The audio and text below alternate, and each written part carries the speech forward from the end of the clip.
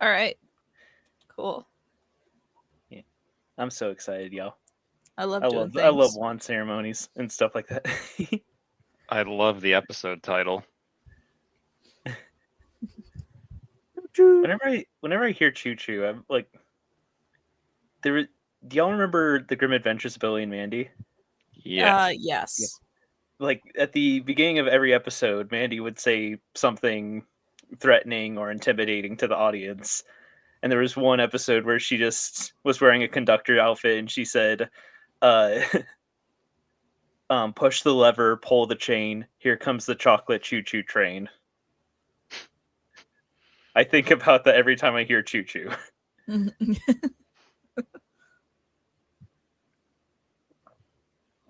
I have absolutely no memory of Billy and Mandy outside of like that one Voltaire song. Ooh, yeah. Voltaire made pretty fun music for it. Mm-hmm. I wasn't allowed to watch it because I was told that it was demonic. So We were told a lot of things were demonic. I'm pretty sure, Maya. I was. Apparently, Magic Treehouse is right up there with Satan. So What? Magic Treehouse? Because it said magic Yeah. on the title. yep, We get into Maya's upbringing, we're gonna be here all day. it's true. Maya, how was your upbringing? Well, it all started with my dad. in the TLDR. In the TLDR. TLDR, Jesus good, magic bad, all go hell. You know what? Well, it all started when I was born, and I was born at a very young age. So, it all went wrong when I was born. That was my first mistake.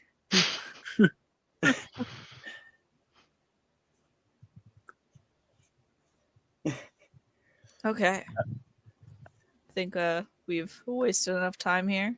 uh-huh. Let's get down to it. Woo!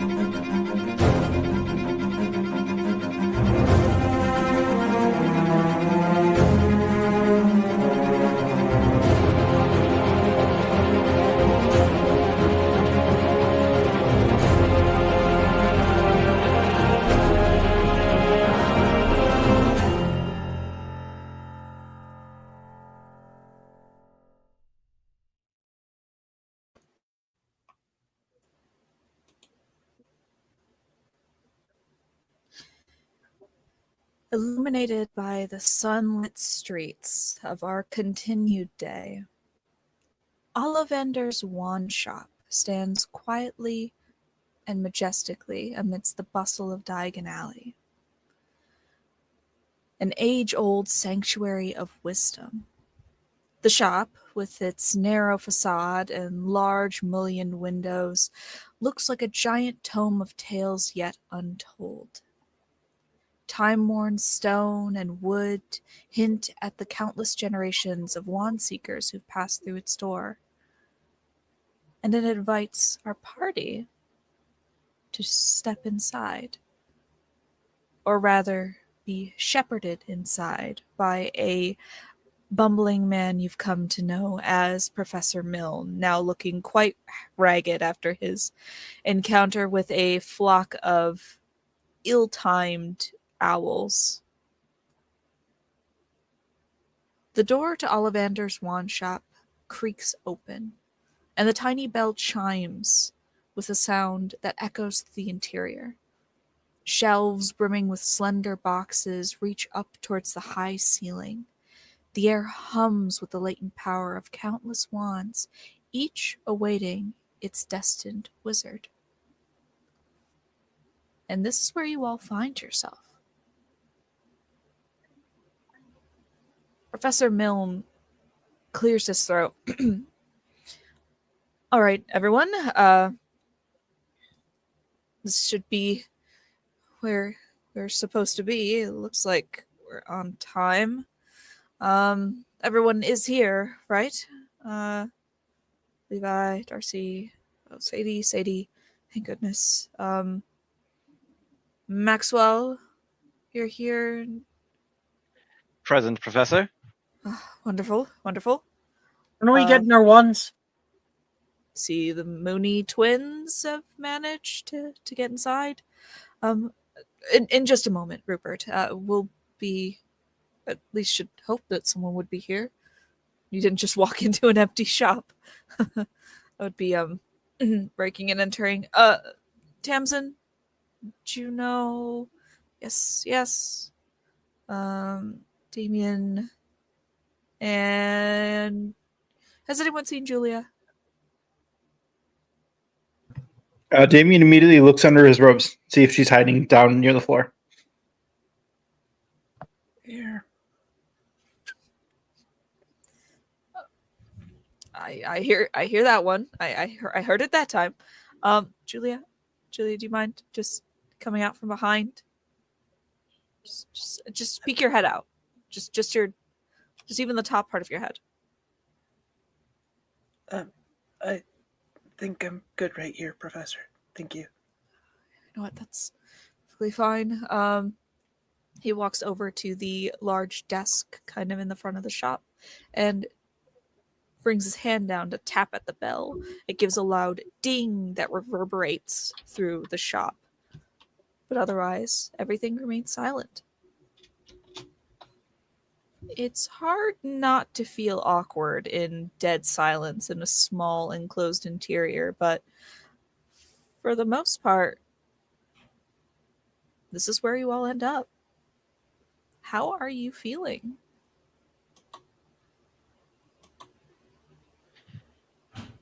I do hope Ollivander hasn't passed away. That would be very tragic. Make for a good obituary, though. Oh, goodness. We get here and he's in the back, just completely passed out, already decaying. If he was already decaying, he would be dead days ago. Wait, do you smell that? Does it smell like a dead body to you? Aye, smells like a dead body. Smells Oh, like no. creep I'm- up on you. I'm sorry, I think I might have farted. I'm gonna say it's a small space. It smells like somebody in here hasn't put on deodorant. Actually, Juno, I think it's coming from your bag. Oh, did that spill again? Statistically speaking, most people after 40 start have a higher risk of dying from accidents. You think he fell off one of the ladders? There are a lot of ladders in here. He is quite old. I mean, if he was dead, wouldn't it be here? Is that how these things go? Unless he was just found. By us? Well, by Milne. So Milne's the culprit? No one is dead. No one is dead or dying. I'm almost positive. I'm sure none of you have smelled a dead body. Hopefully. Almost sure. Professor, have you smelled a dead body before? I don't think this is an appropriate thing to talk about with a bunch of 12-year-olds. The answer's obviously not yes. I mean, not no. Excuse me. Hello? Is anyone here? Please.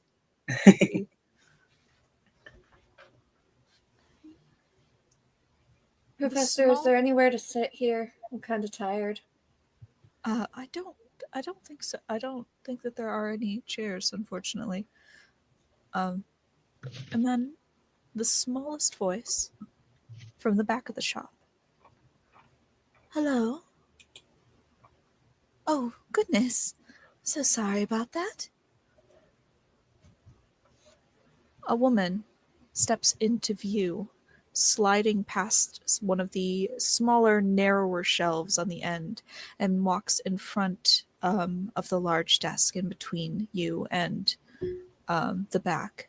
She has very long, slightly wavy blonde hair, these kind of faded bright blue eyes, and she's wearing a nice pretty set of overalls that look to be embroidered and painted, and her wand looks to be tucked very neatly behind her ear. Hello, I suppose you are 3 o'clock. Apologies for making you wait. Hi, Professor Milne, Muggle Studies. Are you Ollivander? Milne shakes her hand. No, I'm just an apprentice. My name is Luna Lovegood, she says. Just a moment, I'll fetch you Ollivander. And she walks to the back. A second later, Garrick Ollivander emerges, his keen gaze taking in the group. His wrinkled face creases further with a welcoming smile.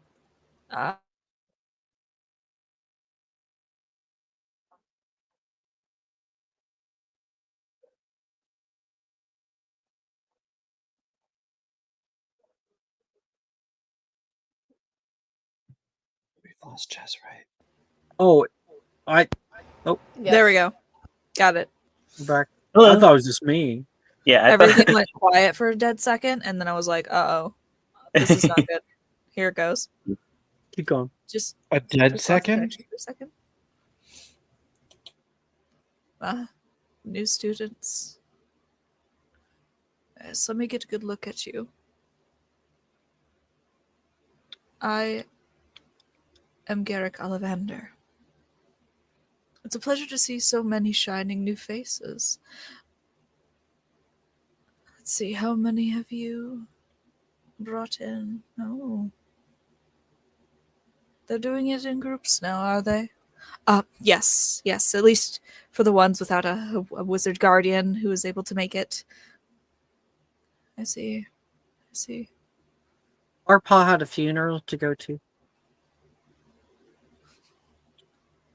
My mother had pressing business to take care of, very urgent. I think my Suppose father's it's- sleeping off a bender. My mother refused to enter a white man's shop.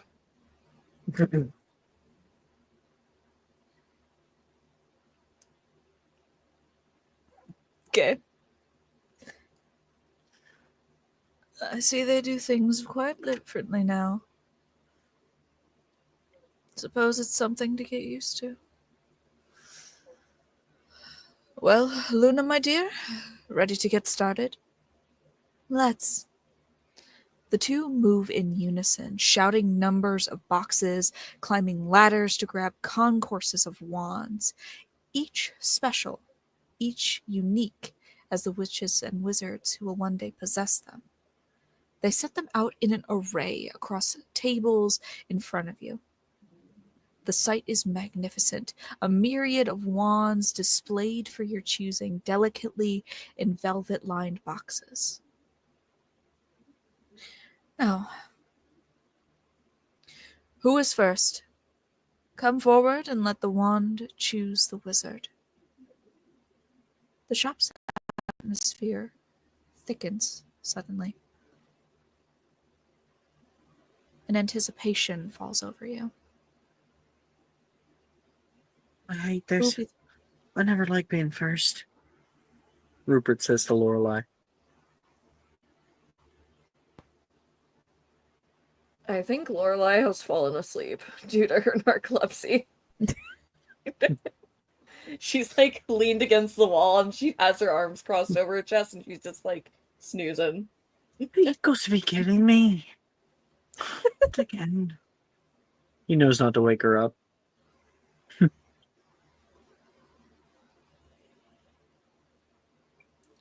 So, the floor is yours. Who will be first? I'll go first. Wonderful. Step forward, please. Thank you, Mr. Ollivander. Must say, we were worried you were dead. No one was here for a moment. No, no. Not dead, just very old and very slow.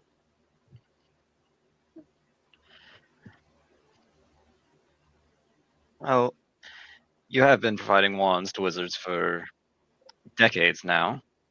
How does it feel knowing every wizard in Britain's probably met you at least once?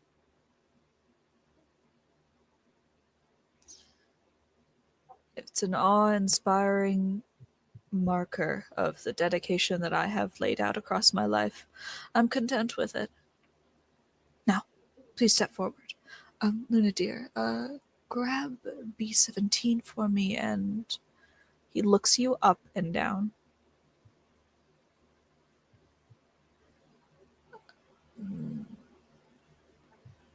The hornbeam, possibly. And one more of your choosing. Of course. She walks off and grabs 3 wands and sets them in front of you. One, you see, is adorned with the silhouettes of soaring birds. This wand possesses an almost ethereal grace, as if it's ready to take flight in the bearer's hands. It's thin and wiry, with a small curved point at the top. The second is a robust wand with runes carved down its length. The symbols seem to pulse with a silent power, as if whispering ancient secrets. It has an incredibly thick handle, almost as if it's a club. You're not entirely sure your hand could fit around it comfortably. And the last seems to be a very pale wand, stripped bare, with pieces carved out of it, twisting up its middle. And the pommel of it matches. Sort of a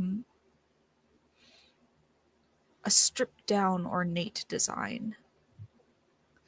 Not as polished as the rest of them.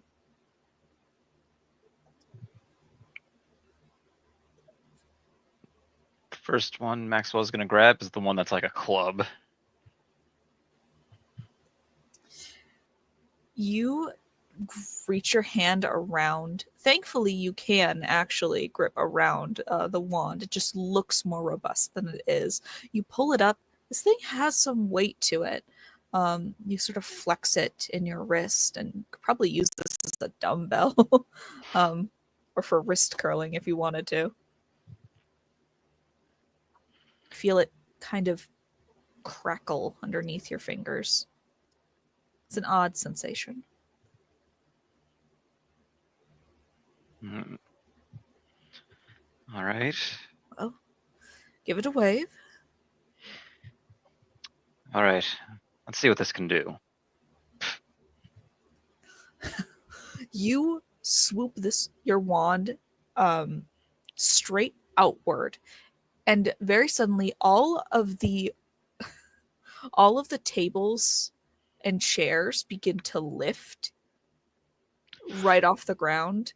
The boxes as well begin to lift. You see a few pages and papers, a stack near you that's sort of like a newsletter of a bunch of quibblers begins to lift up, and you see some of them start spinning violently as they get up towards the top. Oh, I got it. And Luna flicks her wand, and everything is brought back down. Perhaps you should give that over to me. Are you sure? It seemed like it works just fine. Believe me, I know what it looks like when it's better. When it has chosen the correct partner. Not the hornbeam. She sets it off to the side. All right. And this one with the birds looks lovely. I think it will do nicely as my wand. You'd reach out and take it. This one feels interesting when your hand connects to the wood. It feels like a fluttering that comes down your arm and into your chest. All right. Let's give this a second go. You flick the wand. Yep. You flick it. And it almost doesn't seem to work.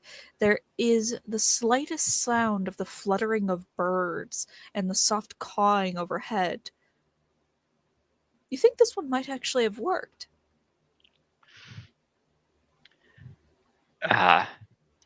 I knew it would be this one. You open your mouth to say it as you're pointing to this wand, and you, as well as everyone else, hears just the sound of birds calling from your voice. Caw! Caw! Oh dear. No, no, no, no, no, no, no, no, no, definitely not that one. Ollivander takes Quack! that from your hands, puts it down, and then flicks his wand. You feel a sudden like jolt from your vocal cords. And you could talk normally again. That was unpleasant. I wish to not go through that again. Yes, yes, I dare say I wish to not see that again. Second bird-related incident today. Soon it'll be an epidemic. All right. This one. It's a little unrefined, but maybe there's something to that.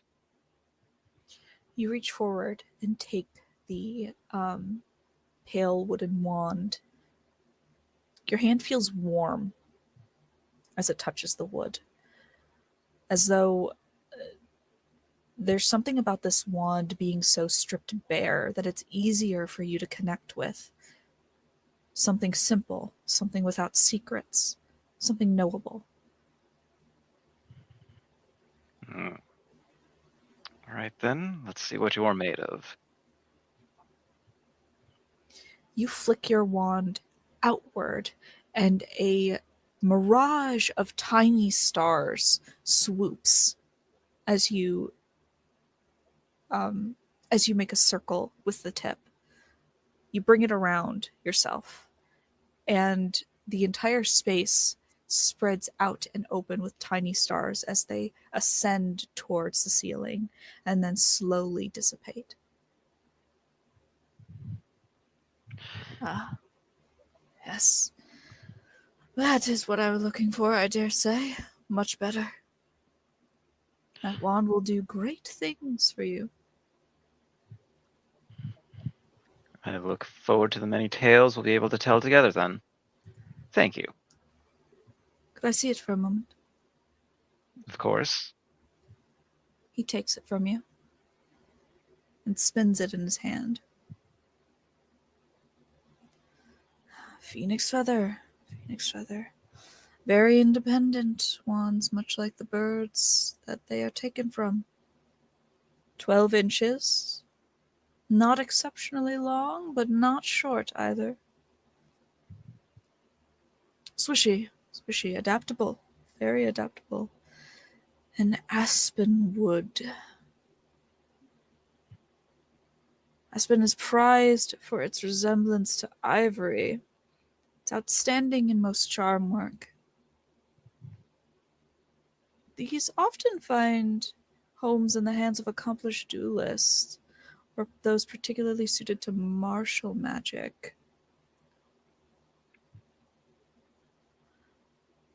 It's a good questing wand. It's often attracted to the strong-minded and determined. Revolutionaries often hold aspens. I think that we can see great things from you. Feels like it's already made a home in my hand, so thank you. And he will hand it over to Luna, who will package it up nicely for you. And you join with the rest of the group. Next could come up, please.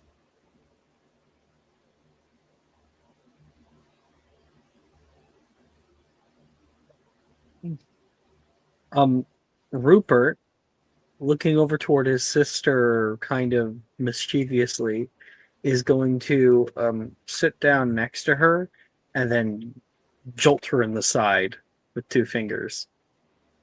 Catch yourself on. Fucking idiot. Did I hear someone volunteer? Oh, you're the I think fucking so. worst. You're the She's fucking been so worst. excited. I'm gonna stuff your pillow full of mooncalf. See how much he likes waking up and sneezing with an asthma attack. That's not fair. Life's not fair. Moss said no medical attacks. We have to keep it fair. Hell, you're wished. Shut up. But other attacks are permitted, he says in like some random student's direction. They can't stop all of them, can they? Mom agreed to let me hit him once a day. What an odd policy. Only below the neck and above the waist.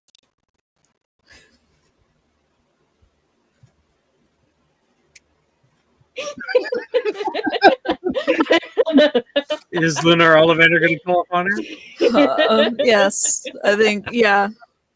I got sorry. I was thrown off momentarily. I can imagine why. Normal Yes, siblings, if you'd though. like. Please step forward. I guess. She'll take a few steps forward before, like, glaring at Rupert again. And Luna goes to gather 3 wands for your choosing. Please, step up. Don't be afraid. You see Not laid afraid. out before you 3 different wands. One of them, the handle of the swan, is twisted like an old vine, giving it a rustic charm that calls to mind the whispers of an ancient forest. It looks slightly longer than usual and actually seems to have just the hint of a branch with a tiny leaf still on it. Interesting. The next has a deep midnight black luster. It looks cold, like a piece of the night sky brought down to earth. It's pitch black, almost in entirety, but with a small purple gemstone affixed to the bottom. And the last is a very long, pale wand. It looks to be painted delicately with these sort of vines, dark brown, going all the way up the pommel and towards the tip. Nice, delicately stained etchings down the length that give it a nice sort of delicate texture. Her hand will kind of hover over each one before she's like, no, this one looks cool. And she'll reach for the black one. You reach for the midnight black one. When you hold it, it feels freezing on your fingers, almost like it came out of the refrigerator. You almost have to like change hands to keep your hands from getting too cold. All right, give it a wave. I mean, should I even bother with this one? I can hardly hold it. Well, it all depends. Do you feel a connection? Might as well crack one. She'll do figure 8. Lorelei lifts the wand up into the air and does a figure 8. And almost as soon as she completes the figure 8, the entire room is suddenly enshrouded with darkness. It becomes pitch black, like you're standing in the foot of some great shadow. You cannot see the person next to you.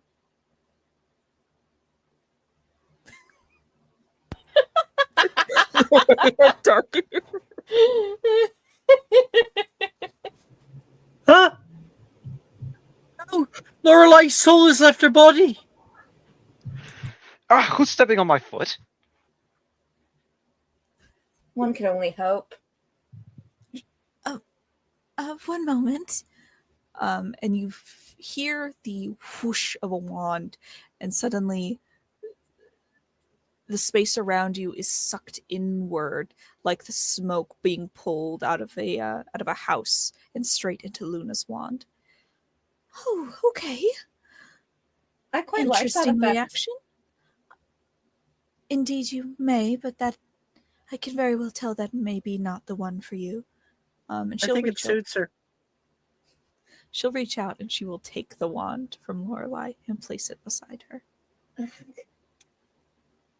suppose she'll take the last one and give it like a kind of absent-minded flick. You grab at the last one. I'm assuming you mean the one with the nice, delicate, painted vines on the side. Yeah. You just give it like this sort of nonchalant flick, and the entire space above you sort of opens up as if like the opening of the gates of heaven. There's a light from above you, and it shines down upon you. It's not the one. And you can just hear like the humming of turtle doves. Is there a fourth option? Oh, I think this one's perfect. yes, I It's do like a agree. princess. I agree as well. It's much more like it. May I? Oh, yeah, sure. He takes hold of it. Remind me of your wand wood, Lorelai. Cypress. That's what I thought. Ah. Very long wand, this one. You must be quite the personality. Unicorn hair. Wonderful, wonderful, consistent, most delicate. Difficult to turn to the dark arts. And slightly springy. You hold your own quite well, but not unadaptable. Cypress wood. Interesting. Interesting wood, cypress. It's associated with nobility, with dying a heroic death. Fortunately, though, cypress wands are rarely ever called upon to lay down their lives, but doubtless I tell many of Rupert, them. don't get excited. But doubtless many of them would do so if required. They find their soulmates among the brave, the bold, and those who are self-sacrificing. Those who are unafraid to confront the shadows of their own and others' natures. I quite expect that's why it illuminated you so well. It's a wonderful wand for you. For a wonderful wizard. And he reaches over and hands it off to Luna, who then packages it for you. Thank you. She's gonna go back to Rupert and like mumble to him. Just because it's not meant to be for dark arts doesn't mean I won't curse you. She's gonna push him forward.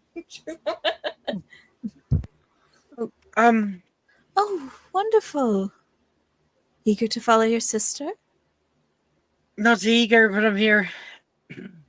He's very eager. He likes the attention being on him.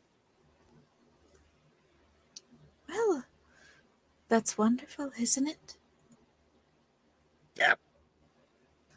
He's like going to explode with all the people around him. Step up, please. And He takes a Ollivander, teeny tiny step. Just like a little. just a little further. Just a little further. Lorelai's gonna push him again. It'll be You too push far him. forward. Right up against the table, kind of hit it, and all the wands kind of clatter just a little bit. Sorry, I'm so sorry. Stop Perfect. it. Wasn't doing anything. You tripped over your own feet.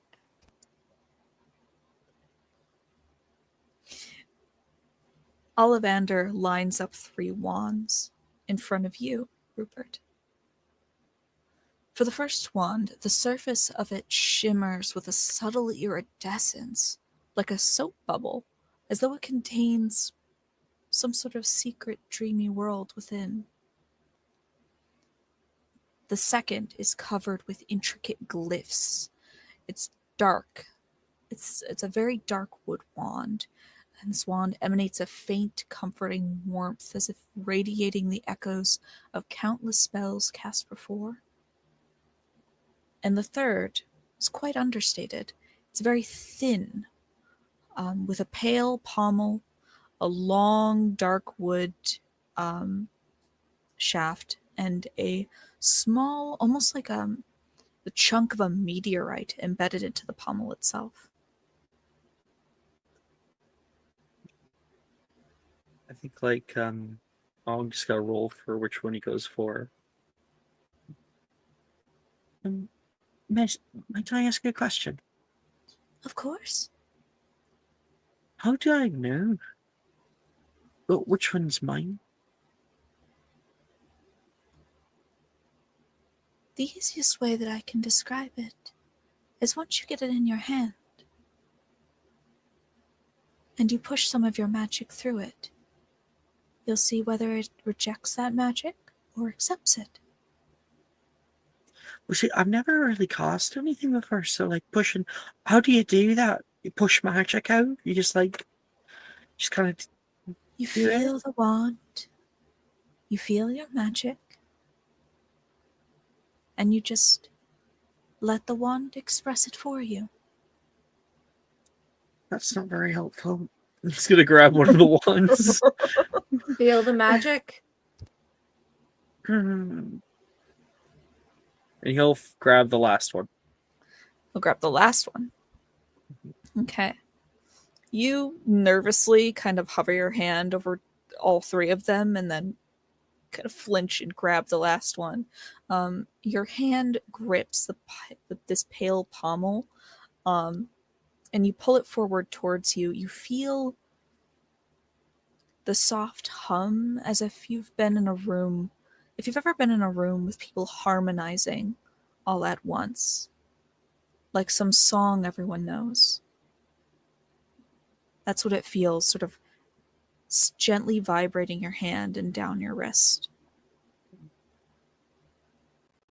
Is it supposed to buzz? Is it gonna explode? Well, Is it shaking? we haven't had any explosions in a few months. All right. He's going to swish it in like a little circle. You swish your wand in a little circle, and a gust of wind, almost from out of nowhere, swirls itself around you and lifts you up off of your feet. And you're sort of hovering there for a moment, just gently floating in the space.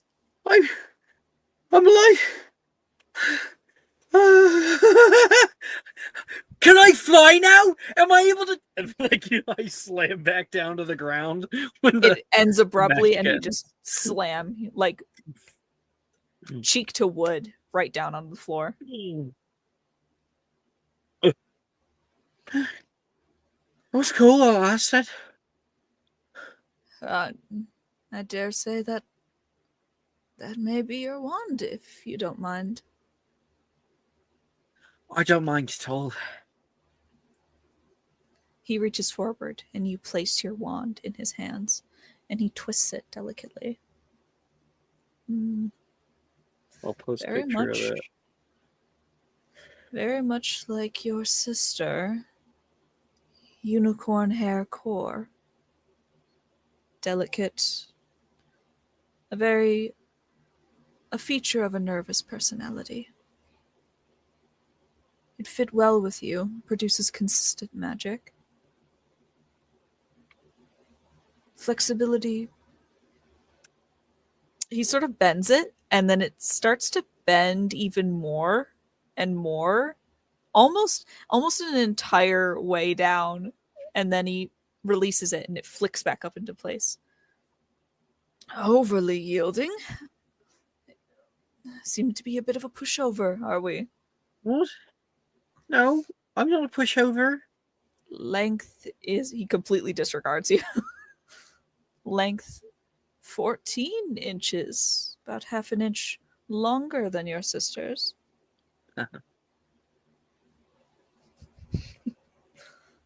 And larchwood. Larchwood. Yes, strong, durable, warm. It's an attractive wand wood. It's a very much sought after wand. You hear that, Lorelei? My one's better than yours. Shut up. Worry about your nose. It's bleeding everywhere. He's gonna grab like a handkerchief and clean However, it off. it's hard to please in the matter of ideal owners, and tricky to handle than many imagined. I always found that large wands created wands of hidden depth and unexpected effects, which likewise describe the master who deserves it. In often case, the witch or wizard who belonged to the large wand might never realize the full extent of their talents until paired with it. I sense that this may be an exceptional match. Thank you very much, Mr. Ollivander. He'll take the wand back, if I may.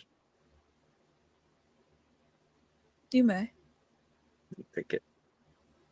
Goes back and sits down by Lorelei. One's longer than yours.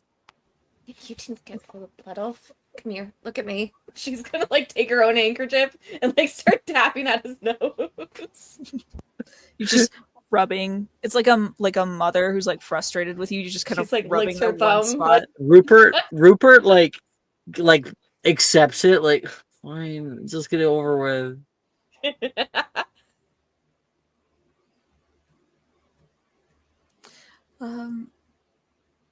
The next may step forward. I'll go. Yes, of course. Come forward. And you step out into the space. You see Luna already sort of gathering wands for you and setting them up in a nice sort of half moon for you to look at.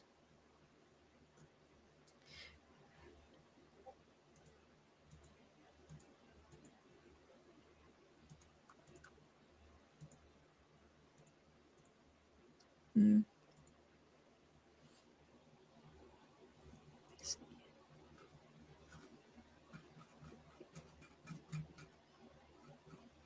Curious scrolling. Curious scrolling. The problem is that she put all of her information. Do you want me to resend it to you? No, I got it. Thank you. Mm-hmm. The first wand is elegantly slender, with a prismatic shine under the light, shimmering with all the hues of a summer rainbow or an oil slick. The second is a wand that boasts a stunning icy blue sheen. It looks like silver, almost. The silver of a cloud in a winter sky. And the last looks sort of odd. It's dark wood, polished, delicately stained, and etched with many designs, with a very flat pommel. There are two sort of etchings that almost look like upside down hearts, or to you, Juno, the curving of a fleur-de-lis. Something that you would know from being in New Orleans. Mm-hmm.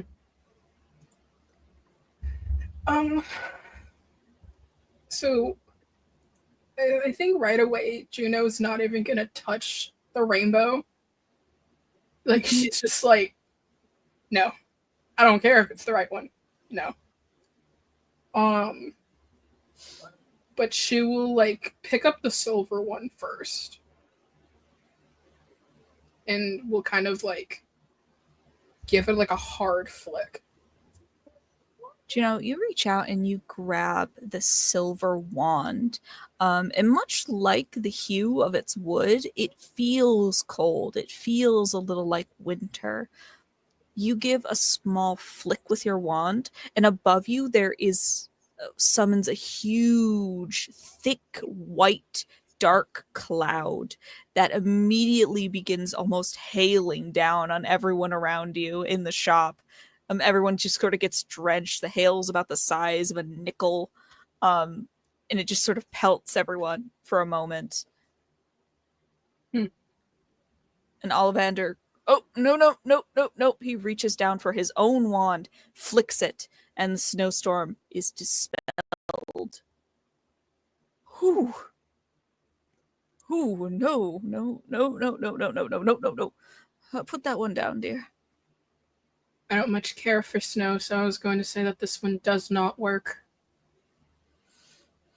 Yes, I imagine so. She like slides it back. You just take it and like slide it back across the table. Like you're sliding a credit card you don't want to touch. Yeah. And she kind of like looks at the last one before picking it up. You pick it up. It's a very odd thing to hold in your hand. This flat pommel kind of makes it so that you can only really hold it from one direction comfortably.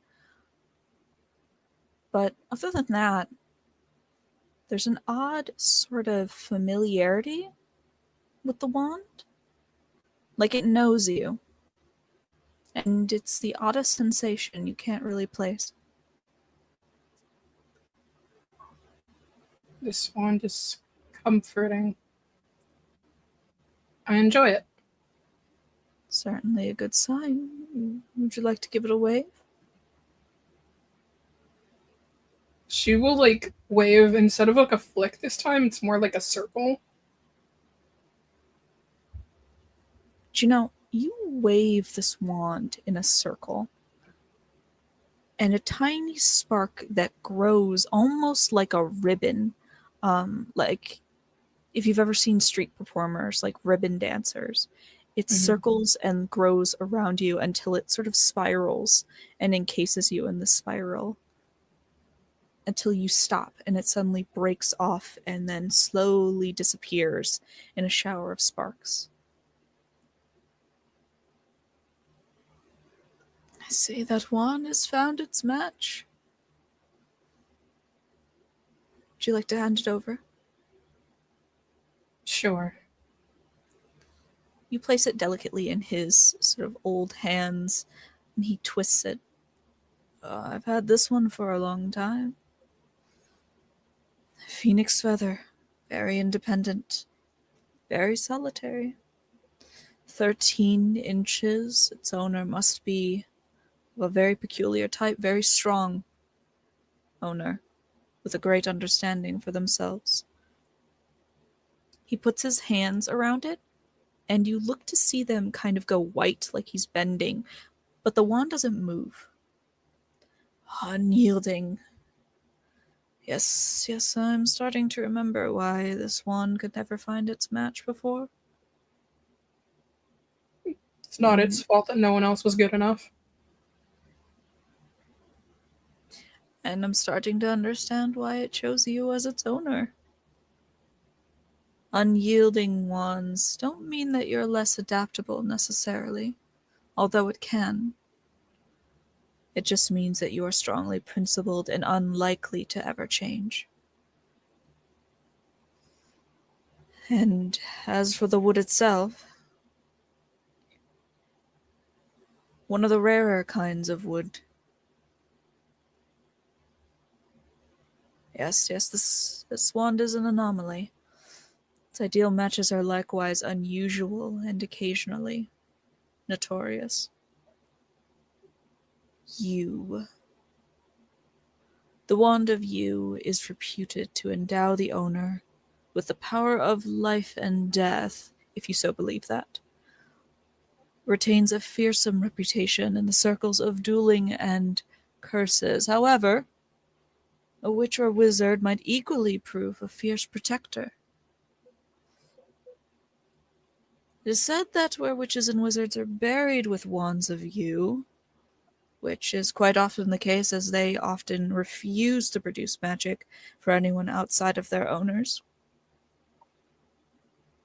a tree will sprout from the grave in which they are buried. I dare say, whatever we may expect from you in the future will be certainly unique indeed. And he will hand the wand off. She like takes it. Very interesting. She'll go sit down with the others. Next, Lucius, step up. Samson will go next. Wonderful. Tamsin, you step forward. I imagine you've been sort of curiously sort of watching the proceedings this whole time. Yeah, she's been like kind of sat towards the back near the windowsill, just kind of watching everyone else go up and how the process kind of conducts itself. I think that you've seen a good amount to know exactly how this process goes, and sure enough, Ollivander and Luna place 3 wands in front of you. The first has a rugged, earthy texture. It looks almost reassuringly heavy. It has a much thicker shaft than the pommel. It almost looks backwards. It's very odd. The second has a satin-like finish, and it seems to glow in the overhead candlelight. Its handle ends in a beautifully carved lion's head, lending it a regal and commanding aura. And the last is a thin, wavy black wand with a short, thin pommel and a large sort of ending to it that looks much heavier. And in the center, separating the pommel from the rest of this very kind of curved wand, it looks almost like a delicate spiral has been cut out inside of it. I think she steps forward and she gives the one with the lion pommel a long look. She just kind of stares at it for a moment before turning towards the first one with the earthy finish. You take hold of the earthy colored wand. It feels almost steadfast in your hand, like a solid companion. Feels very decently heavy in your hand, and warm to the touch.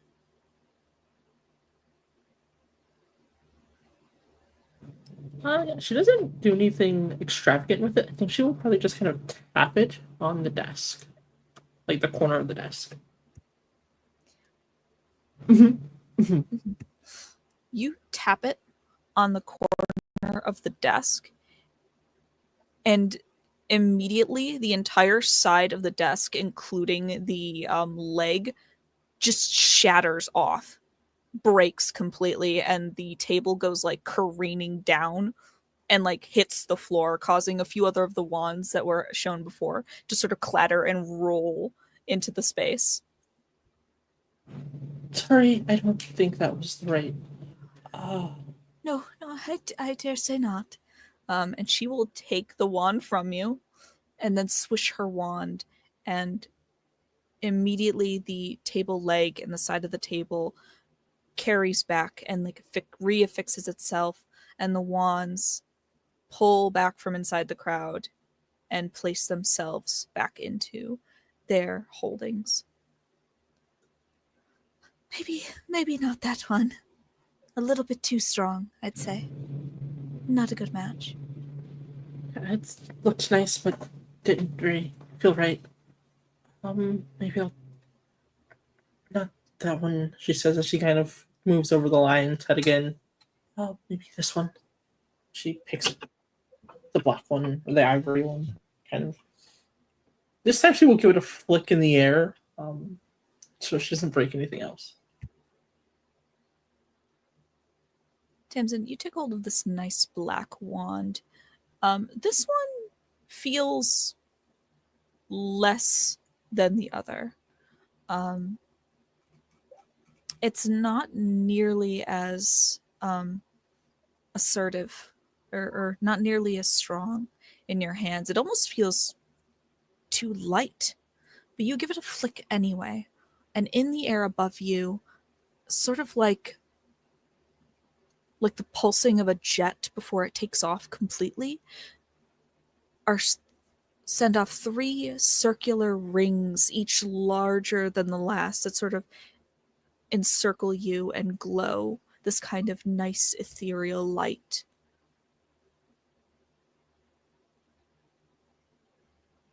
Oh, that one feels certainly much better, I think.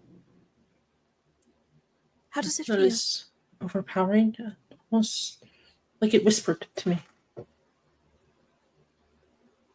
May I? Tamsin will hesitantly hand it back to Luna.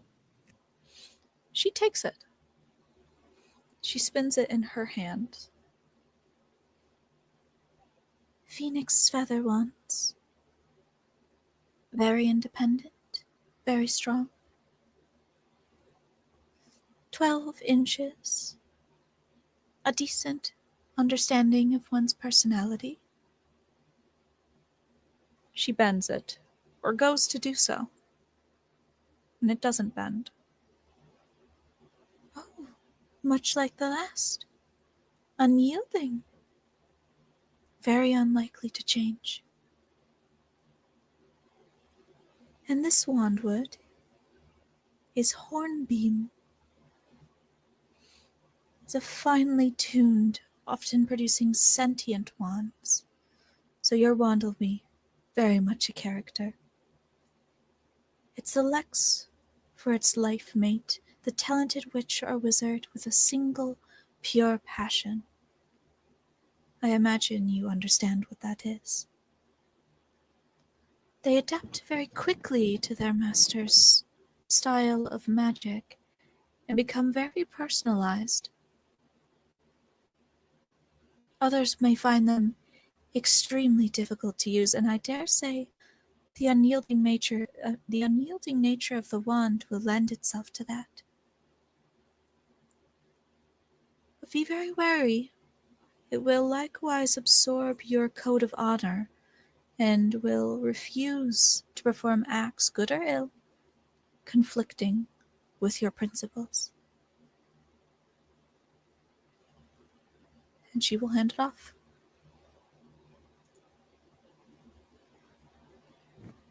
She will kind of smile politely, but she'll just kind of take it and go back to the back of the group.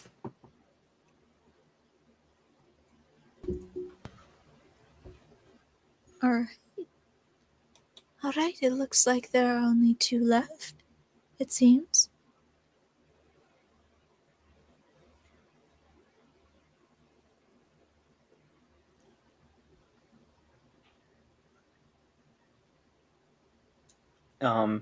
I think Julia is like, oh, I'm gonna hide behind Damien, but that probably just draws more attention to her.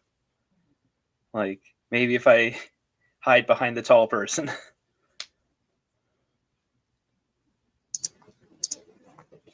I'll go.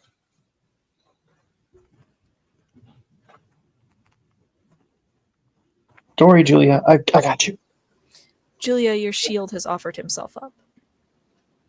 And now I'm exposed. And now you're exposed.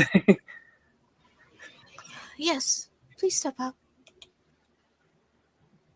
And Damien, you make your way into the space. Yep. Do I pass by Professor Milne? You may.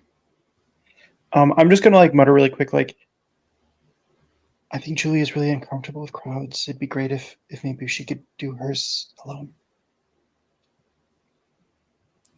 Um, Or she'll at least be in private. she'll be the last, unfortunately, and plenty of others, it seems like, have been uncomfortable with crowds. Though I do respect that that you came to me and told me that. Right. Well, always good to get a measure of a man, I suppose. And you step up. Ollivander and Luna have just finished laying out 3 in front of you. The first one has an almost satin-like finish. Its handle... Oh, goodness gracious, that's the wrong one. Haha. Handle feels like... It almost looks like it's wrapped in silk. It exudes a sort of sense of tranquility. It's bright and has a sort of orange sheen to it. It looks very nice, sort of nestled sleepily in its container. The second is an opalescent wand that appears to contain a swirling galaxy within its length. It looks like they just took a piece of the stars themselves and brought it down into a wand. And the third looks almost understated compared to the other 2. It's straight down from shaft to pommel. It doesn't really have any notable transitions, but finely etched into the sides are delicate designs that sort of swirl down until it reaches a flat bottom. Without hesitation, he's going to go right for the middle. That one looks the most ostentatious. Mm-hmm. You grab hold of the galaxy wand, and it almost feels like a spark of electricity kind of shoots through your fingers. Hey, I think this is it. Could be a match. He'll give it a swooping wave. Actually, he'll swoop it around toward the gathered audience. You sort of swoop it towards the audience, and like a spiral, it spins out from this sort of wave that you create, and it looks almost like a complete galaxy, like a Milky Way that sort of overtakes the space within it. It completely obscures your vision, obscures everyone else, and it almost feels like it hums in an uncomfortable way. You can feel your bones rattling. It rattles your teeth. And for some reason, the inside of your mouth tastes like old birdie bots. Ooh, I think it's working. No, definitely not. And with you hear a swish, and the galaxy slowly spins out and dissipates. You can hand that over, please. Okay. That one is obviously not correct. Completely overpowering. Obviously, yeah. Grab the one on the left. The last one or the first one? The first one. The first one. The first one is wrapped, that sort of delicately sort of slumbering wand. You take hold of the length of it, and it does feel just as soft as it looks. You pull it up, and almost as if it's upset with you waking it, it vibrates in your hand and then shoots out and embeds itself straight into the ceiling. Oh, I don't think that's Oh. proper either. Yes, I think that one may not have been a great match. She flicks her wand, and it sort of takes a moment to wedge itself out and deposits itself back into her hand, and she sets it back into its case. Well, this is just going swimmingly. Sure, why not? And he'll pick up the last one. You pick up the last one, and it feels almost the opposite of the one that you took hold of before. It almost feels like another hand has reached into yours and interlocked its fingers. Ooh. I don't know. There doesn't seem to be any magic happening here. I'll give it a wave. Yeah, he'll flick at something on the wall. You sort of turn and flick at something in the wall, and a beautiful mural, almost as if spawning from nowhere, starts to paint and curl and etch itself into the walls. Just beautiful vines and flowers sort of cascading up to the ceiling and down onto the floor. Oh, I see. Seems that one may have found its match. Oh, so that's what success looks like. I mean, it feels nice. Certainly a bit nicer than the other ones. He like I rubs dare his say hand. it does. Right. Could you hand it over, please? Oh, yeah, right. Yes. You set he'll it hand it into over. Luna's hand. Dragon heart string. Very nice wand, capable of very extravagant spells. 11.5 inches. Still have many things to learn about yourself and the world, it seems. She bends it and then waves it. Surprisingly very swishy.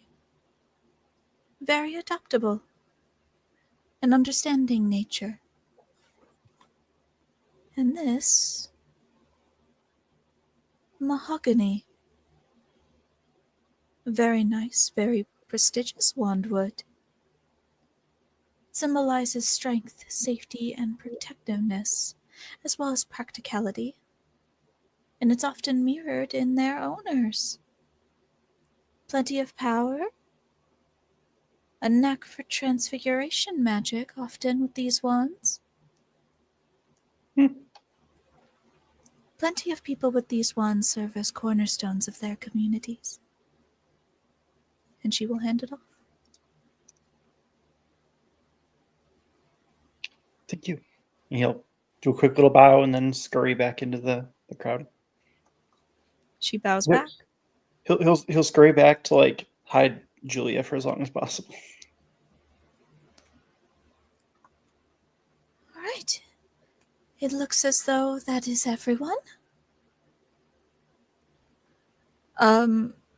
Yes, I believe that's what it seems like. No. I have a list here. That was Damien, and Tamsin went before, and Gina before that, so it looks as though... Julia? I think she's just slipped off to the bathroom. Do we have a bathroom in here? Julia just by the door, like, oh yeah, no, it's time to go. Like, just like as if she was like, oh, we're leaving, okay. Like, very much just. What's everyone's She passive basically perception? tried to sneak out. 12. So not 16. Lorelai. I'm trying. 14. Okay, we're working on it. 14, Also 12. 12. I think you're 16.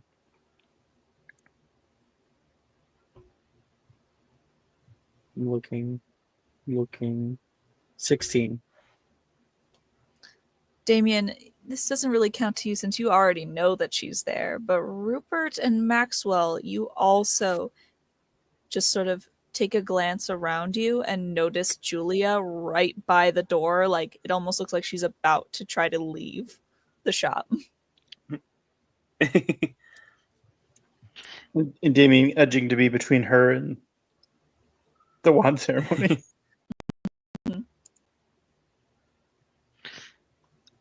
Oh, Julia, you're needed. You need to get your wand before you head off to Hogwarts.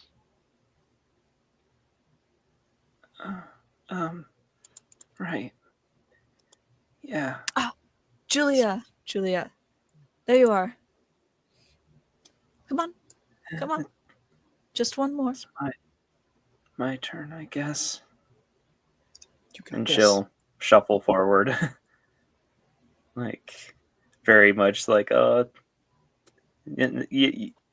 like, oh, you guys can go if you want to. Just, I don't want to hold anyone up. And she's like, but she's like whispering this basically, so she's, so it's not really getting as heard. I think Luna kind of reaches over to Ollivander, and Ollivander gives her a look, and she sort of bends down almost. Come on, you don't have to be afraid. I doubt that, but okay. We're And she'll here to head make up. sure nothing goes wrong. You come forward, and Ollivander has already set out 3 wands for you to look at. Luna gently ushers you towards the front. She doesn't touch you. She just sort of hovers her hand above you, just a kind of like gentle guiding place towards the front, sort of to keep your eyes forward and not on anyone else. The first wand that you look at has a jagged lightning bolt pattern running along its side. As you kind of hover your hand over each of them, it sort of gives like a static feeling, like just gently, even hovering, like as you brush by it, sort of jolts your hand away. The second has a handle carved to resemble a phoenix. It gives off something of a soft, warm glow, as if the fiery bird itself resides within. And the last looks strange compared to the other two. It's dark wood, delicately finished, beautifully stained. It almost looks like an old antique table leg, but thinner. And nicely designed. The wood has the same sort of, you can tell it's not really painted. It has the rings still sort of gently swirling along its length. I think she'll go for the one that looks like has like the phoenix design on it, because she feels like that one has like a soft glow and feels like as if it's maybe the safest option. You reach forward, sort of to take a hold of it, and you put your hand around its length and pull it up. And as you're pulling it up, the top part of it starts to spontaneously sprout a bunch of feathers. 1, 2, 3, 4, 5, and it keeps going, almost at like it almost like it doesn't stop. It's like the tickets of some carnival machine spitting out after someone wins like the grand prize. It just keeps going, and there's suddenly a steadily growing number of feathers that just surround you. Okay, maybe not that one, maybe not that one. And Luna gently reaches over and takes it from your hand without even you really saying anything, and puts it back down. Okay. Well, at least it was only feathers and not fire. That would have been terrible. Oh, yeah. Fire would have been bad. And I feel like she'll like cover her eyes and like just basically reach for one of the next two randomly. Mm-hmm. It's like, oh, maybe if I maybe if I don't look, it'll make the next choice easier. Roll a d2. Okay, here we go. Flipping a coin. 1d2. 2. Okay. You shut your eyes and kind of put your hands over both and then nervously reach out and snatch one off of the table. It's a nervous action. It almost feels like your hands like sweating so much that it feels like whatever wand that you would grip is just going to fly right out of your fingers. But you reach forward, you grab, and despite how fumbling your fingers are, this one stays put, almost like affixing itself to your palm. You put your hands around it and you feel the delicate sort of ridges of this wand in your palm. You kind of peek out through your fingers. You can see it's the very nice dark wood wand. She'll kind of like, I feel like she, holds the wand out, but she's very much like kind of almost leaning back, like arm out straight, but like basically putting herself like distance between herself and the wand. Yeah. It's okay. Like, and basically lifts her hand up a little bit and then down, like as if she's trying to cast something, but like You lift your hand slowly. up. You lift your hand up and then bring it down. And nothing happens on the exterior. The interior, however, you take a look at the wand as it sort of shines a bright, sort of white glow, almost like from within. And then it fades and sort of traverses down your hand, down the length of your arm, towards your chest, and you feel a sort of internal warmth and comfort. The same kind of feeling that you get from shrouding yourself in a blanket in your room.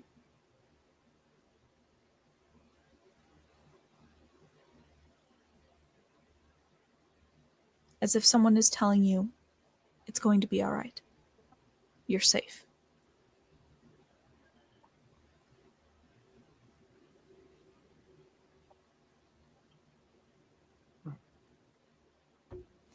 There's a beat of silence that comes over the shop. And I imagine you're sort of struck there for a moment. Are you all right, Miss Harkness?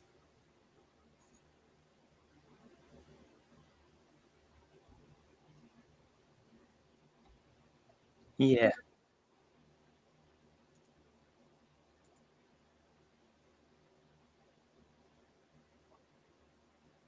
Yes. Yeah, I think. Right.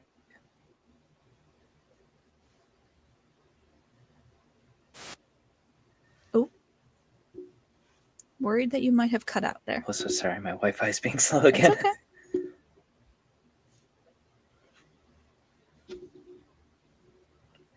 Can you hear me?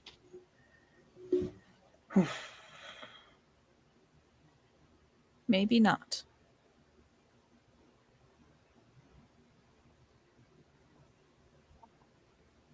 Doesn't sound like you can hear me. Annie, are you there?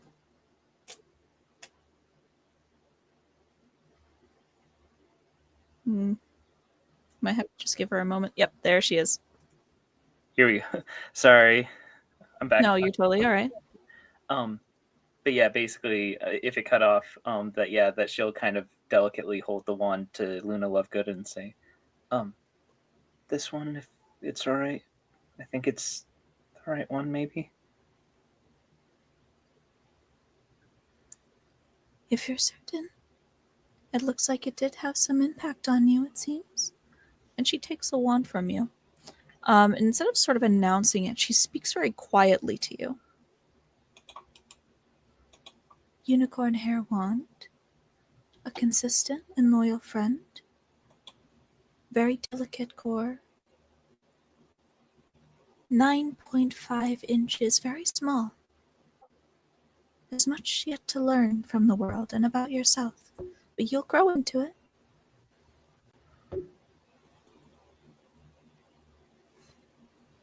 Surprisingly very solid. There's something to you. Some sort of strongly held belief that you have, that you keep with you. Hawthorn. Hawthorn wands are quite lovely companions. They are particularly suited to healing magic, but they can also be adept at curses. It's generally observed that the Hawthorn wand seems to be most at home with a conflicted nature, perhaps a period of turmoil. They're not easy to master, however, and one should only ever have be placed in the hands of a witch or wizard of proven talent. Hi, I'm super sorry, y'all. you're fine. Where did you cut Hi, off? can you hear me? Yes. Hello? Hello?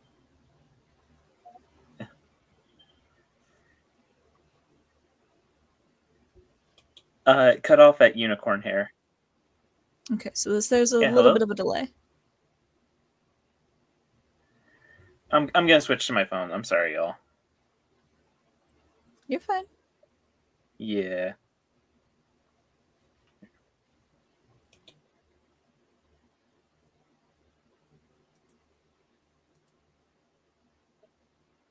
Hello? You can hear me, right? Yep, we can hear you.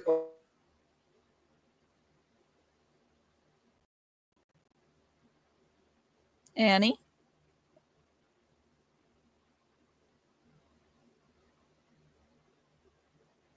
Everyone else can hear me, right?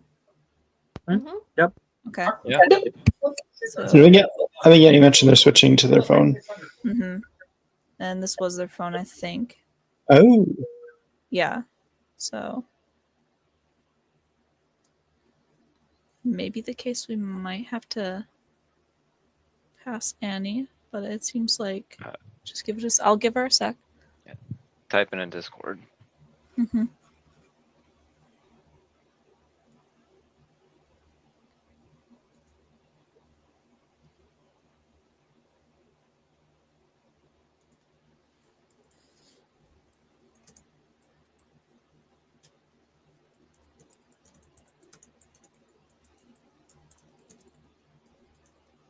So, how about the Mets?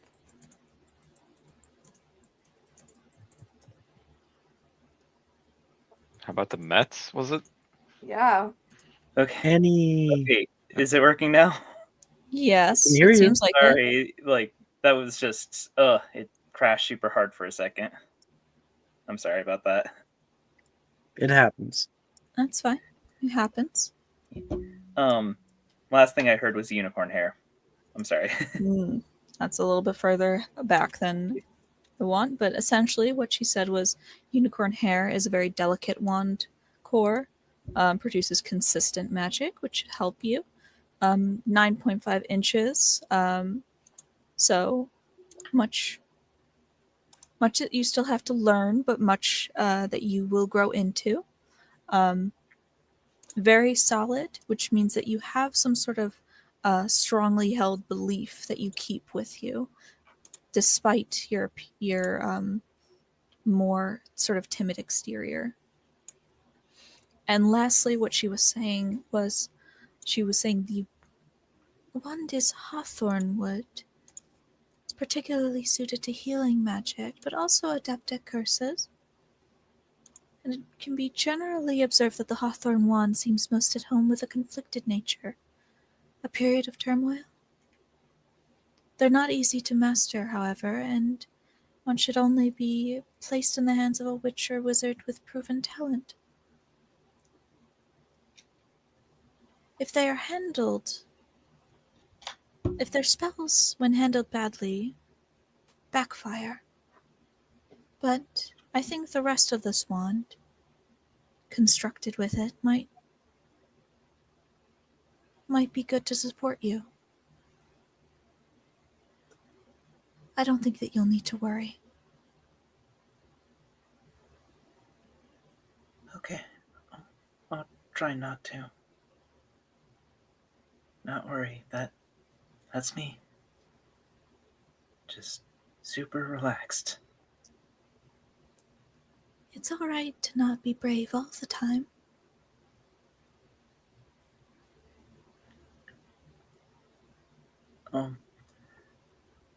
Keep that in mind. Thank you, Miss Lovegood. Thank you, Miss Harkness. She will hand the wand to you. And she's just gonna hold it with like both hands, like as if, like, okay, I want to make sure I don't drop it and break it. That'd be really embarrassing to break the wand on the after just getting it. Mm-hmm.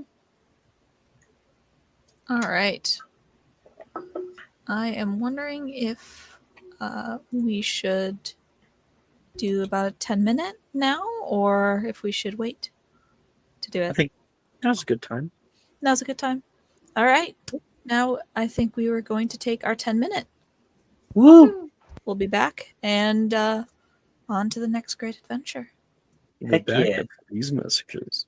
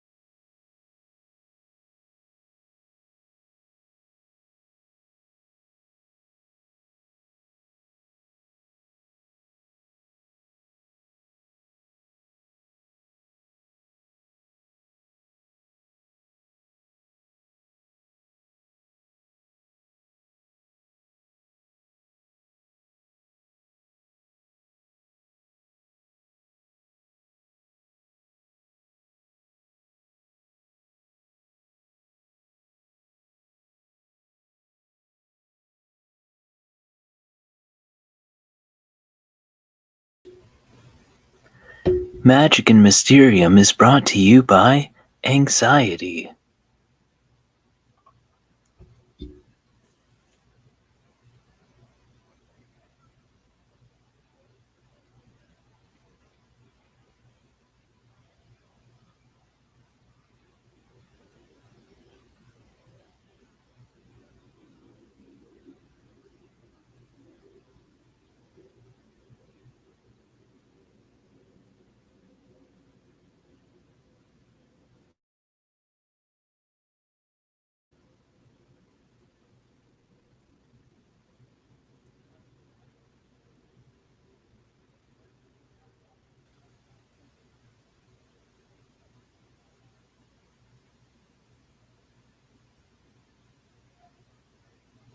Try anxiety today for 3 small payments of $19.99.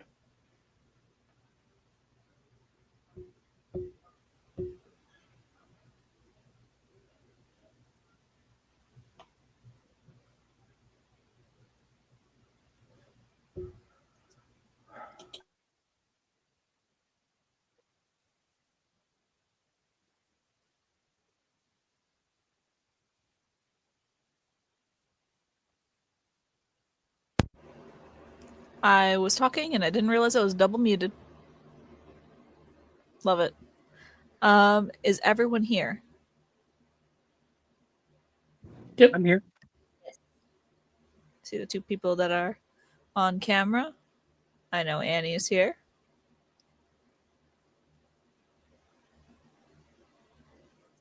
Also here.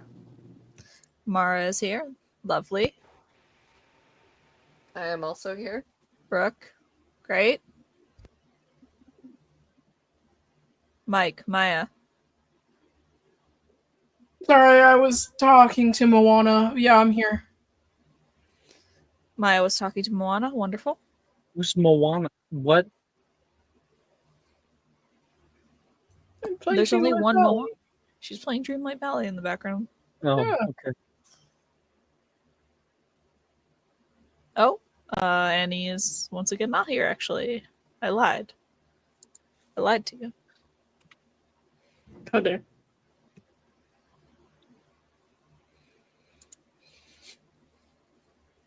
Schrodinger's Annie. She may be here, she may not be here, and you won't know until you check. Hello again. You're here? Yep. Okay, cool. Wonderful. Sorry. With that, I think everyone is here, thankfully. I sent some music in the chat. Dealer's choice, whether or not you would like to listen to it or not. I know most of you, or at least some of you, like to listen to your own things in the background. I like listening. I like listening. I'll vote for your games. Thank you.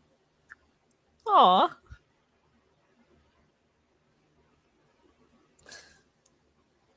I think it's probably because she fairly recently got YouTube Premium.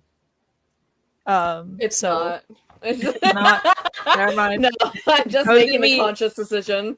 I was gonna be nice and just leave it as the YouTube Premium talk, but no. Sorry. Disrespectful. Yeah, like I'm listening to Hogwarts Express ambiance for the first time right now. It's actually really good. The first time. She's never once listened to anything you've ever said. It's really good. You should listen to this. Or should I? Should I? Do you listen to your own mixes after you've mixed them? Yes. Nice. Every session I listen to them. You can Maybe tell someday I'll because listen to one of them. you can tell because sometimes he's like, "Sorry, there's a commercial," or "Sorry, my music ended." Imagine not having YouTube Premium. Fucking loser. Keep telling him he should just get YouTube Premium and bite the bullet with how much he All I'm uses it. saying is it's a bargain because you also get free movies and TV. So Mm-hmm. And you don't need to sit through 3 Raymore and Flanagan commercials. right, how else will you watch the hit movie Surf's Up? We use You my won't. account for that specifically. Oh I boy. swear, if I see one more Realm of Pixel ad, I'm going to explode. Fucking love Surf's Up. All right. Let me just take a drink of water. Insert funny thing.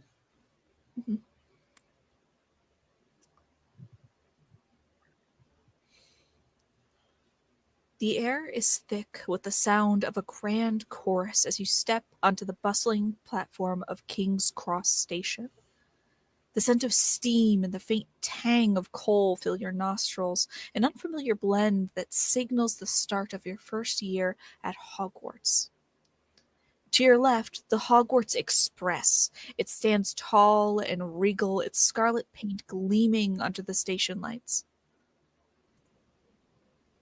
The train whistle pierces the air, a clear, sharp note that echoes off the high ceiling of the station. Departing for Hogsmeade Station, 5 minutes! A train worker dressed in blue yells from the engine. Around you, the platform is a hive of activity. Students clothed in their casual clothes and robes dart around, their excited chatter adding to the noises in the space. Parents, some with tears in their eyes, bid children farewell. Owls hoot from their cages, and the occasional cat hisses from a student's arms. The platform is crowded, but not oppressively so. It's a welcoming sort of chaos, a symphony of sights and sounds and emotions that marks the beginning of a new journey.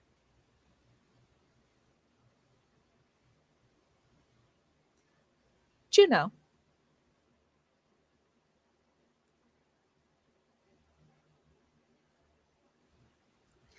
Maya.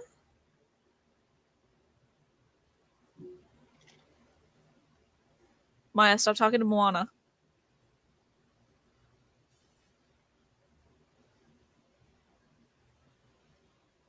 Ten, 9, 8, 7, 6, Maya? 5. I was just here.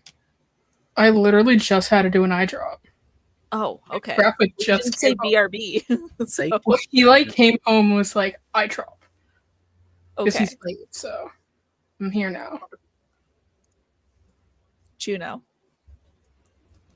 With a deep breath, you hoist your luggage and step onto the Hogwarts Express. The narrow hallway of the train greets you, stuck behind a long line of students trying to do the same as you.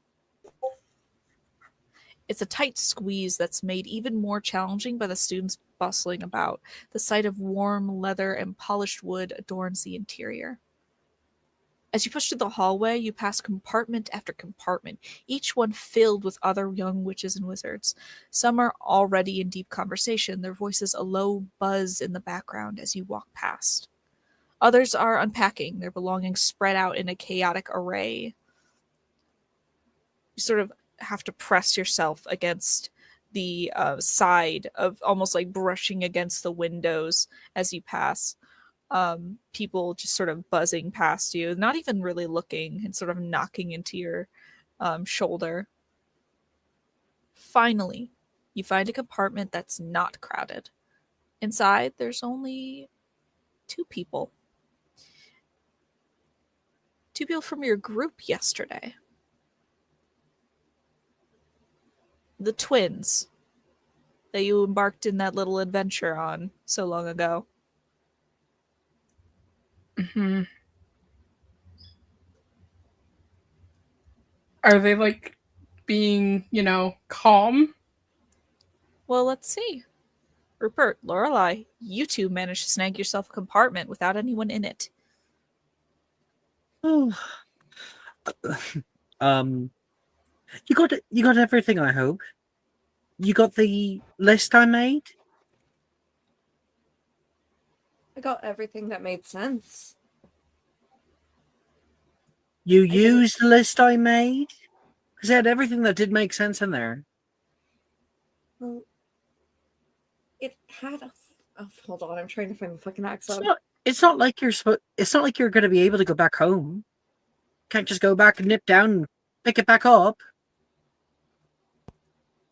He wanted me to put in the whole bottle of peroxide. You never know when you're going to need it. Peroxide! They have healing potions. Yes, but they're not always around. You can have one for yourself. There's a whole potion for wound cleaning. Do you need me to make it for you? You'd probably poison me. I would never poison you. This is the last time I ever help you pack up again. Well, I don't need your help packing up. I got my socks and I got the jewelry box Mom gave me last year. And everything's in it. Nothing has been stolen. And Are you she saying will that like I'm the one who stole it? I'm telling you, it's an Argos. she will You know- like Oh, go Go ahead, ahead. Lorelai. Finish your whatever you're gonna do. she'll like kind of maneuver this very abnormally large bag that she has onto her lap as she's doing it, and she like kind of pokes her head in there, like as she's making sure that she has everything. She's like, okay, yeah, I've got everything. Juno, this is the scene that you walk in on. You see the twins. Rupert, I'm assuming, is sitting across from his sister. And Lorelai has this big ass fucking bag on her lap, and she's just sort of peeking her head inside. Do you know who only has like 2 to 3 bags? Is currently like she quite honestly looks between them, looks at the camera, looks at them again. You have room for one more? Juno, right? That's your name, right? I'm remembering it correctly. Oh, you're Like from the moat. Diagon Alley. That would be correct. If you need somewhere to set still space in here. Wonderful, because everywhere I turn, there are other people that are slightly less tolerable. So If You you want to said- see something cool, you might want to sit next to me and not Rupert. He gets sick during train rides. noted. You throw up in the carriage one time. It was projectile. You damn near took my eye out. Well, if I it's felt- projectile, I might want to actually sit next to him and not across from him. No, I felt worse for the horse. You're fine. In the train? In the carriage, in this carriage ride. I felt worse for the horse. You threw up on a horse? Got in its hair. A terrible way. Right. The poor thing. I mean, I'd imagine if... I mean, how old were you when this happened? Oh, this was just last year.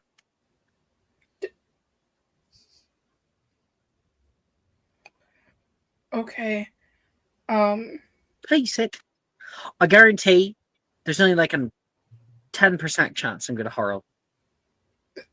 It's still an interesting amount of... 10%, that's nothing. Here. It's just grand. Just And then here. you're gonna have some chocolate from the trolley lady. She'll like And pull then you're out going a... to start hurling. She will pull out a peppermint and hand it to him. Here. This is usually good for people who get kind of nauseous. Thank you. Mhm. You've always been so kind. Even when we went down to that really scary dark place. Oh, the one you almost blew up. No, Or it did did. blow up. Did blow You did. Yeah. Allegedly. Smart. Maxwell, you've made your way through the increasingly crowded compartments of this train. You're not even entirely sure why your mother dropped you off here when it would be just as viable to use the flu network, but you imagine it was because, it might be a problem if you're seen with her. That, or she's very busy, or the number of other things reasons that she told you why she couldn't attend. You're sort of scooching down, passing by like compartment after compartment, and you find finally down at the very end a compartment with only 3 people in it. And you hear the very tail end of a small conversation about, no, I did blow up, allegedly. What was this about blowing things up? Just grand. You're gonna get the attention of everyone on the train. That's why you close the door when having a private conversation. Perhaps you could close it for me. Are you coming in? If I'm welcome, then certainly. Or are you gonna make fun of me like all the rest of them? Juno's not made fun of you. It's true. I could if you'd like me to, though. We'll see where the day takes us, but for right now, you're safe. So, Maxwell, you step in and you sort of slide your luggage up at the compartment. Sit yourself down wherever you'd like. I'll take a seat next to. Take a seat next to Lorelei. Spend time with her at Madame Lagrange's. That was fun. So, Hey, what's Max and Juno's perception? Out of curiosity. Believe Juno's was 14? Did you say? Yeah. 14 passive. You have a 16 passive, right, Maxwell? Yep. Indeed. If you catch a glance into her bag, you might see something fuzzy. Rupert, I think, would also have a 16 passive and might also catch a glimpse of this.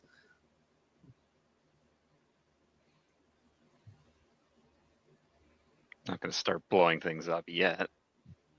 But so good to see you all after yesterday's excursion to Diagon Alley. I tell you, did you see the headline in the Prophet this morning? We were in the paper? Well, the headline didn't say blown up Borgin and Burke's. New dark magic items for sale?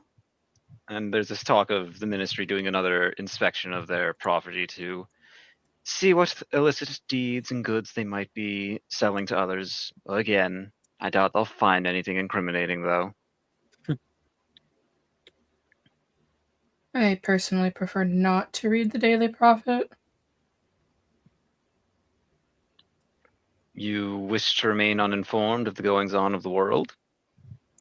There are certainly other ways to be informed about the going-ons of the world without, reading a paper that insists on profiting off of people's private lives.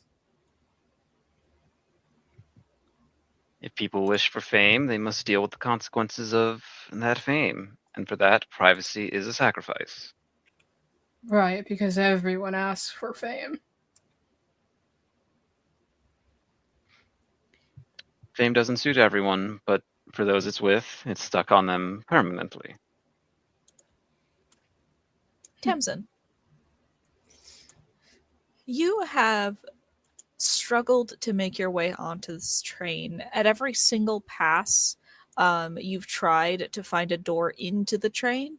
It's just been completely blocked by like a concourse of people trying to move in. So you've actually had to go all the way down to the other end and head into the direction that way and move down the compartments all the way into the correct train car. So you're hot, you're tired, you're lugging your luggage through these thin ass compartment doors, just looking for people. And when you finally make it to your train compartment, almost all of the compartments are full. You're passing by like room after room, full, and then you reach the very end where you see a few familiar faces from your journeys. The twins, Maxwell, who you would have known from Diagon Alley, and your cousin. God, Juno, Rupert, there you guys are. A space for another. No. She You're like always nods and then welcome she just, here, like, pushes in Chansey. anyway. Thank you, Rupert. Juno, your cousin pushes in anyway, just sort of sliding their stuff in next to yours. Sitting down, probably right next to you. Pushy? It's hot. I'm tired. This train's been a wreck. Well, that's what happens when you don't get here on time. Mom got caught in the archives again. I tried. I told you, you always show up to places at least an hour early.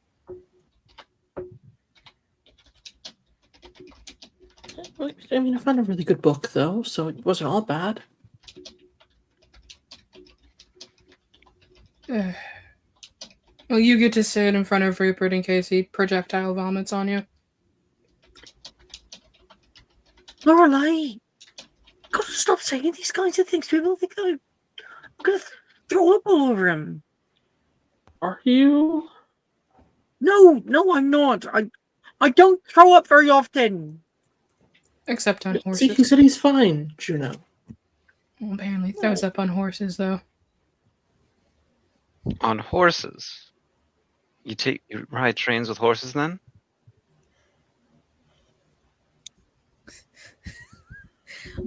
He's completely overwhelmed. Like, I'm going to die. This is the end of my life. The first day of Hogwarts, and I'm already ruined. Damien.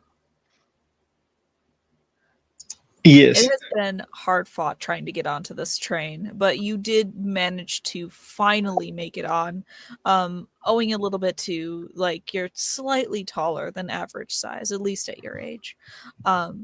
You sort of make it through, kind of sliding down this hallway, just looking for a compartment, full, one that might not be as full, but they certainly don't let you in for some reason. Full and messy, until finally you reach the end compartment where you hear a shout of, "I don't throw up on horses." Or that was one time. What was it? What did you shout, Rupert? I don't throw up that often. I don't throw up that often. He's gonna poke his head in for sure. How often do you throw up? Oh no! All right, lay off him. Oh, This is sorry. your Didn't mean to startle.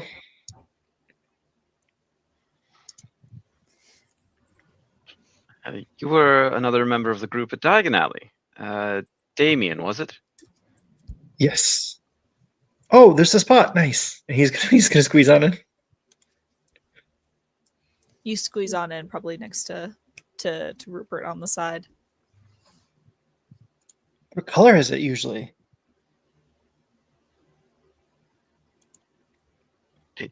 Are you asking about Rupert's vomit? Yes, I'm staring right at him. So No. Oh, I think I've got to go to the bathroom. Not to throw up. Now he's gonna panic throw up. Guys, look what you did. there's so many nervous students in this year. I did nothing. Lorelei is the one that brought it up. Rupert, do you get up and leave, or did you just announce that? No, yeah, I'm getting up and leaving, going to the bathroom. I need to go to the bathroom. Oh, just kidding. Rupert abruptly gets up and kind of panic, side runs out of the compartment. You didn't have to start talking about it still. Could have just been a one-time thing. Is it just a one-time thing?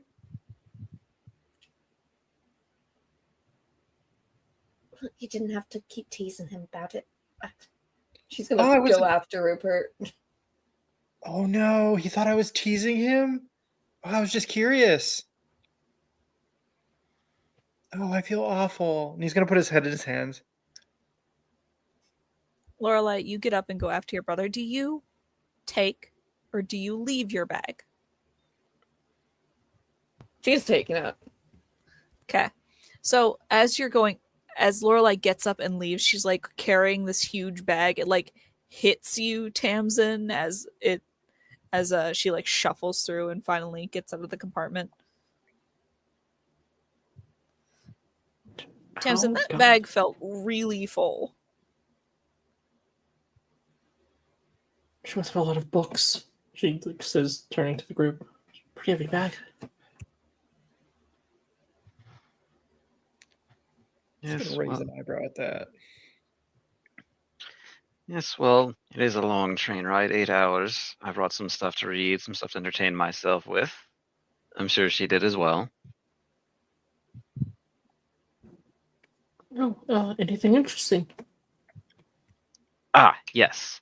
It's a book on one of the previous headmasters of Hogwarts, and I'll reach to my bag and pull out Armando Dippet.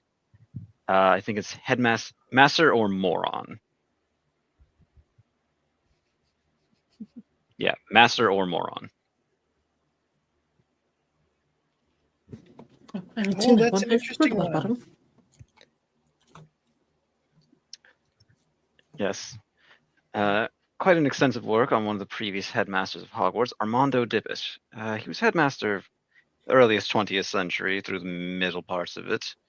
The headmaster before, the one you've all heard of, I'm sure, Albus Dumbledore, but Armando Dippet was the man who held down the fort, as it were, before him. Quite an interesting read. Is that by the same author that did The Life and Lives of Albus Dumbledore? The very same, actually. I'm really tempted to say something, but I'm not going to. Mm-hmm. One moment. Right, right. I have something in my eye. Yes, quite an extensive volume, though, for the Armando Dippet one. I left The Life and Lives of Albus Dumbledore at home. Figure I'd save that for next year.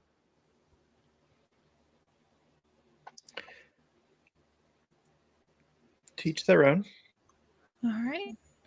We're going to fade out from that scene. And follow Rupert and I suppose Lorelai through the compartments. Rupert, you're pushing past people, just trying to find. Are you actually looking for a bathroom, or are you? Yeah, I'm definitely looking for a bathroom and locking myself inside. To cry? To Throw up? breathe very heavily. To breathe very heavily. Okay. So you're like pushing past people. You're passing by compartment after compartment. It looks for the most part that everyone has made their way onto the train with relative ease. You're pushing past, and you do finally see the sign for the toilets of the train. And as you're going to move towards them, you come sort of like face to face with someone else who has just gotten onto the train and is just like moving their stuff, like trying to move quietly towards the rest of the compartment. Annie, are you here? Yes, I think I'm here finally. Okay. Maybe just restarting the Wi-Fi is what I needed to do because it was bad for a second. That's fine. Julia, you have tried to keep as close of an eye on like the comings and goings of this train as humanly possible to make it so that you're not fighting anyone to get onto the train, and you're just instead kind of waiting until the last second where no one is near the doors to try to get to a compartment as quick as possible. You make your way onto the train just kind of holding like maybe like your one suitcase up, and you come face to face with one of the people that you were in Diagon Alley with, the nervous boy, Rupert. is currently hyperventilating. Who's currently hyperventilating. Are you dying? No, I'm alive. I think I've just ruined my entire first year, though. Oh, stupid. I mean, I'm I would have sure. been known as the boy who throws up on horses. I mean, I'm certain it couldn't be that bad.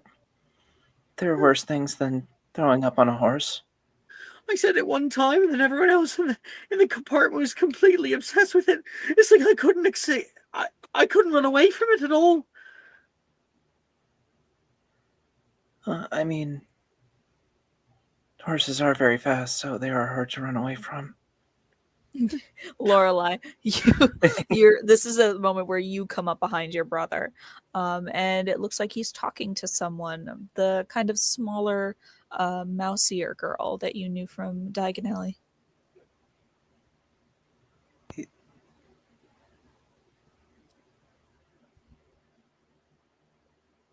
Brooke? I have no idea where Brooke is, if she's still here. Hi, sorry. I'm struggling with this fucking accent right now. You're fine. Don't worry about it.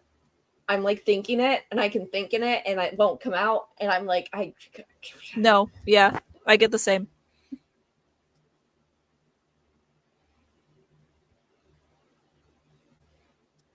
It's fine. I'm just not gonna fucking do it. Don't worry about I'm sick of it. Don't worry about it. You'll have to practice it. Are you two all right? You look. Rupert, you ran off like that. You can't be running off like that. What else was I supposed to do? Everybody thinks that I threw up on horses now. That's because you said you threw up on horses. I know, and when I'm in a compartment with a bunch of other people and everyone's talking, I just become a chatterbox. I can't stop. Well, obviously they're going to think it's a lie because who the fuck throws up on horses? Me. Well, you did throw up on a horse at one time. But anyways, it doesn't mean your whole life's going to be ruined here. It's just one thing, one small thing. You haven't even started school. You could be known as the boy who fails all his spells in class. Where's Go Crick? You think I'm going to fail all my spells in class? I did say that. However, I didn't mean in the sense that there are probably going to be bigger things for you to be worried about.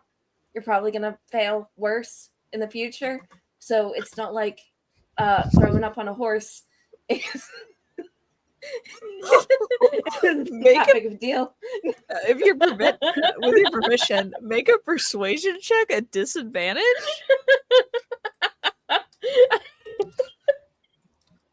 This is not the take. This is not the 9. Yeah, it feels like a 9 in persuasion. Rupert. Yeah, you're right. There's so many other ways in which I can also fail and have everybody laugh at me. You know what? Right. I think Mum and Dad are still on the still at the station. I could probably catch a ride home with them. Well, that'd be even more embarrassing to watch you run out of the cart. Better than everybody else seeing how much of a failure I am. But it'd be even worse if they saw you give up like that. Are you going to be a little pansy and not even try? Are you going to be a pussy? I'm not a coward. You're acting like a coward. You can't be running away from everything. I mean, if it helps at all, it's so right to be afraid of things. There are lots of things that are really scary. You got to do it in spite of it. Or because of it. Or figure your way around it. We got to go back on that compartment and make it better. I can't have people thinking this about me. You're going to go in there and you're going to say, my name is Rupert and I only threw up on a horse one time and it's not something to be talking about. Yeah, I He'll mean, nod. once that's out of the way, I mean, people can move on and know the person you are now or something. You're that person that threw up on a horse, not the person that throws up on horses. Yeah, you only did it one time. Yeah. No, that's a good point, Julia. Do you want to come sit with us? I mean, I guess, are there It's no seatbelts? one. No, it's no one new though. It's just everyone who's in the Diagonally group, or not everyone, but a fair few of them. Okay, I guess it would be rude to not take up the offer. So, alright. Probably isn't any empty compartments at this point either, so, better to go with people I know than. Yeah. Could be an axe murder in one of these compartments. Never know. Rupert returns Uh, to the compartment, All of you sort slides open the door with a fair amount of gumption, and goes, "Everybody, my name is Rupert J. Mooney, and I'm the boy who, yes, threw up on a horse, but I am not the boy who throws up on horses." I catch yourself on. You sound full of yourself now. She's gonna shoulder past him. Lorelai shoulders past you, Rupert, and just kind of checks your shoulder as she goes, and then sits back down into her original seat, plopping her huge case onto her lap once more. I'm glad that we could clear that up. Julia's just gonna sneak in and try and sit down and try and put herself into a seat as back into the seat as much as possible because she's and I invited Julia in here too. Hi. Suddenly putting the spotlight on her. Hello. Good morning, Julia. Good to see you again. Morning. Just Yeah. come sit. Thanks.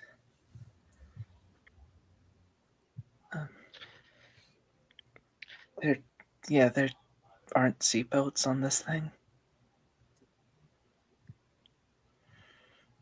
Okay. It only goes up to 60 kilometers an hour. It's not that If you fast. hold something weighted on your lap, then it should feel like a seatbelt. I have duct tape.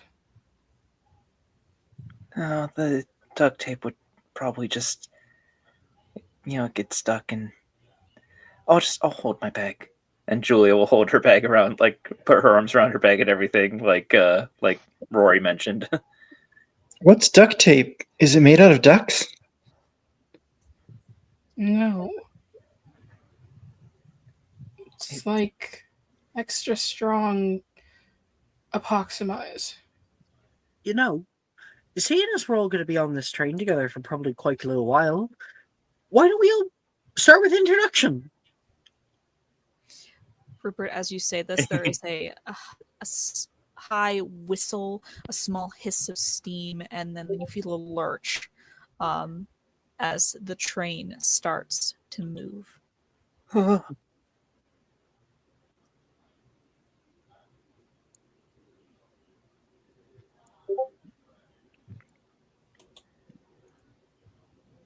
I guess I kind of already gave mine a bit, but I'm Rupert. I don't really have any nickname or anything. My great grandfather used to call me Teddy, but I think it might be because he couldn't remember my name. And I've been wanting to go to Hogwarts since I was really little. I'm excited to learn magic. A bit scared that I'm going to be rubbish at it. But I'm sure I'm not alone in that. What about all the rest of you? I met some of you here and there. Tamsin, with gestures. Juno came in earlier. Maxwell seems to be very well read. Maxwell, Do you want to introduce yourself? Of course. My name's Maxwell. I hail from just outside of London. You are right, Rupert. I'm well read because having a wide breadth of knowledge is a good part of learning about the world and the people in it. It's very useful for figuring things out. And I am most looking forward to Hogwarts because it has been, well, it's a storied place with many things that are left untold, and I wish to see what else there is there.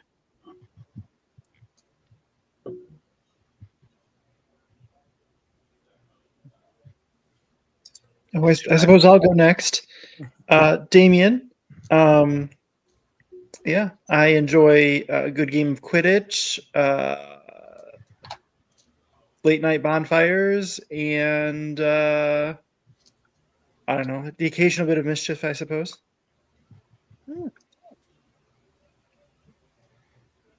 Lorelai's fair in a broom. Only get one to get to the next town over. It's quite a long walk if you don't take a broom or carpet. Oh, do you ride carpets often? I haven't had a chance. We only have an old family one. It's from back in the 60s, I think. The moths Ooh. ate most of it, so we're kind of worried about using it for big outings. Yeah, Dad's been talking about getting a car. But I guess I should introduce myself. Lorelai Mooney. Everyone can call me Rory. Lorelai is a bit of a mouthful, I know. I like animals. It's a bit shit that we can't take the class until 3rd year. I do all the chores on the farm, mostly because Rupert can't go outside or else he'll blow up like a balloon. Got serious allergies. I really want to be sorted into Gryffindor. I think it's one of the cooler houses. You know, they're all adventurous and they have that sword myth and stuff. Juno, Tamsin, Julia. Juno is like, I'll go. Juno, like the month. I don't really care what house I get sorted into. I'm into all sorts of things, I guess. My parents own a shop in Hogsmeade, so hopefully once we're able to What shop?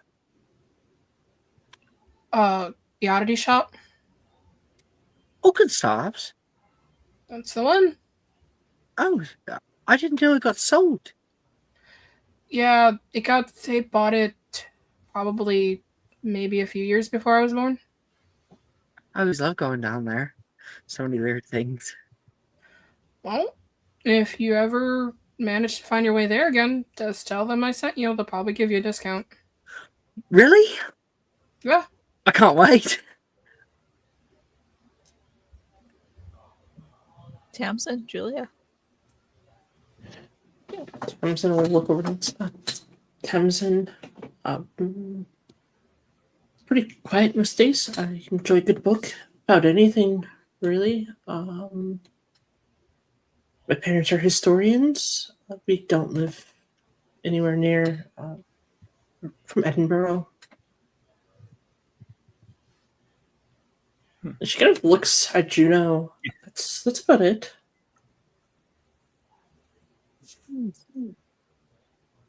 You like magic items? I like all types of magic. Just kind of knowing how it works. And Specifically why. the items.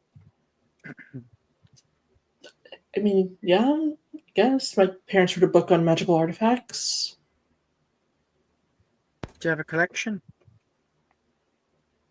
Of books. No magical items. I mean, at my family house, I do. Is that how you blew up the store? Well, he blew up the store, actually. I told him not to All blew touch up a things. store. What store? You all blew up Morgan and Burke's? He blew up Morgan Amazing. and Burke's. Wait, what'd you say? She said he blew up Morgan and Burke's. Rupert, you're no longer the boy who threw up on the horse once. Now you're the boy who blew up Morgan and Burke's. That's a lot He more impressive. says incredibly loudly. You realize, of course, that the story that was written in the Daily Prophet didn't really make a note of who blew up the shop. They just assumed that it was some sort of illicit item in Morgan and Burke's that blew it up. My Rupert, I didn't have you for such a malicious nature when I first met you, but I You get must have 4 been times wrong. fired, probably. But please don't tell on me. I don't think my family could handle an order audit. Right. If any of you tell on Rupert, I'll take you out back and give you a black eye or something. I don't know. That's fine. Morgan will never admit it's true. Tell us how you did it, and I won't tell us all. I'm just so curious. You aren't going to tell Soul regardless. I blew it up with a fork. A fork? Well, Yeah. You know, the owner was kind of like giving us some like weird looks, and I didn't like the way that he kept an eye on Tamsin. Wasn't proper, I don't think. So grabbed one of those forks and I showed him what's for. You showed him what's fork, then? He'll think twice from being mean to customers. aye, racists never prosper. So it is. I was just gonna say it. Damn it. Christ. That sounds like you blew up the shop. It sounds like you forked him good. Some might say you forked him over. You guys are funny. Julia, you are yet to go. It seems very opportune for you that they have kind of gone on to this long like diatribe about this fork, but also inopportune because you realize that now the people around you might be dangerous. One of them blew up a shop. But it was also me, and I don't know how your current image of me with that really meshes. Yes. Rupert, the boy that you was like hyperventilating in the hallway in front of you, is now proudly proclaiming that he intentionally struck something that he knew was going to blow up a shop. Dumb strike.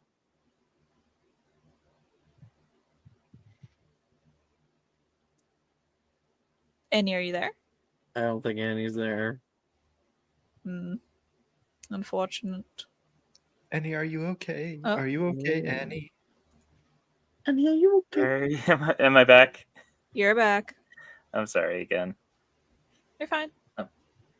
But Julia did say in response to Rupert's story, like, that sounds really dangerous.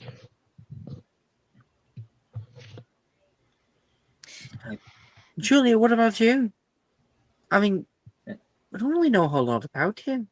You've been fairly quiet. Oh, Julia Harkness. Oh, so you're not Damien's sister? No, I kind of met Damien, and he's kind of just been there since. I appreciate it, but I don't have a preference for what house I get sorted into. Especially because I'm nervous about the hat picking the wrong house. And like, what if they pick the wrong house and causes problems down the line, or something like that. Yeah, my ma says the entire house choosing ceremony is a load of bollocks anyway.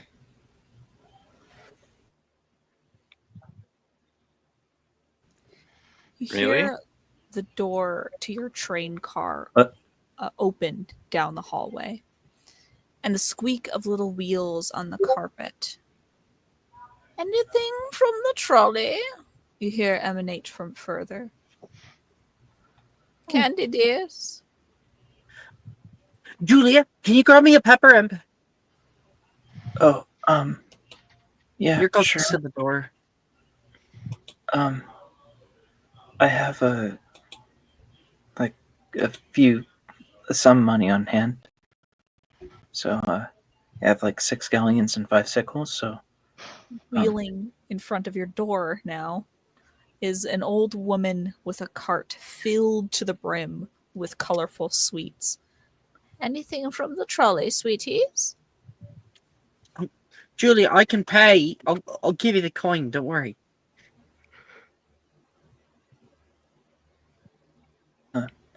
No, it's fine. I'll cover it. Oh, what a sweetie. Yeah, we'll be grabbing something. Probably a few of us. Of course. We have pepper imps, pumpkin pasties, chocolate wands, exploding bonbons, fizzing whizbees, chocolate frogs, elephant on a unicycle, and Bertie Bott's every flavor beans. Oh, can I get some Bertie Bots too? Julia, I'll pay for the Bertie Bots. Can you grab me Bertie Bots? Yeah, Julia will grab all the stuff Rupert is saying. Like, You grab some Okay. pepper imps and some Bertie Bots for Rupert. Grab me a frog, will you? Just All one. right. Julia will grab that as well. Damien's gonna reach over her for a package of Bertie Bott's beans and a frog. Wonderful. Anything else? Some beans and a chocolate wand, if you would. Thank you. All right. Oh, Pepper yeah, about imps 3 more ones. Yeah. Sorry, Okay. I'm just gonna be annoying. So just everyone's kind of shouting their orders. You have pepper imps and Bertie Bots for Rupert, Bertie Bots and chocolate wands for Maxwell. Damien is getting Bertie Bots and a chocolate frog. Lorelai is getting a chocolate frog and then shouts over for 3 more chocolate wands. I don't think Julia's gonna get anything because, cavities. Mm-hmm. Those are the silent killer. That's not right. I'm pretty sure that's carbon monoxide. I mean, hey, it could be both. That's what Plenty they of had things me are believing silently when they killing. did the brushing your teeth segment in kindergarten. How much is Bertie Bots? Bertie Bots is 8 sickles a pack. I gotta break a galleon. I gotta break a galleon. Tamsin, Juno, would you like anything from the trolley?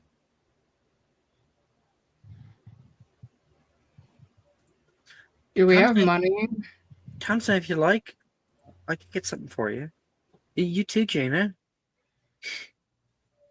Julia was nice to me. I'll pass it on. Do you have enough for like 5 chocolate frogs? They're like a gold apiece. No, galleon. I offered, of course. Juno, yep, I'll get 5 chocolate frogs. Thank you. For the sake of this, I will have allowed you all to have like 1 or 2 more galleons. Actually, like 2 more galleons. Oh yeah, Just for the trolley ride. me. There you go. I'll just take 2 chocolate frogs, but I'll pay for 1. Kind. Thank you, though, Rupert. Rupert, do you have this money? I do. Wonderful. You hand over pretty much your entire savings Yeah. to this old woman. Receive a bunch of chocolate frogs in return. There you go, Juno. It's yours. Thank you. Oh, thank you, Julian. Rupert, That's a can you chocolate. get me get me like the bag of assorted? I'm a little light on cash right now, sis. I didn't ask you that. I'll get another assorted, please. How much is that running me down? I don't even know what an assorted is. Like, What's an assorted?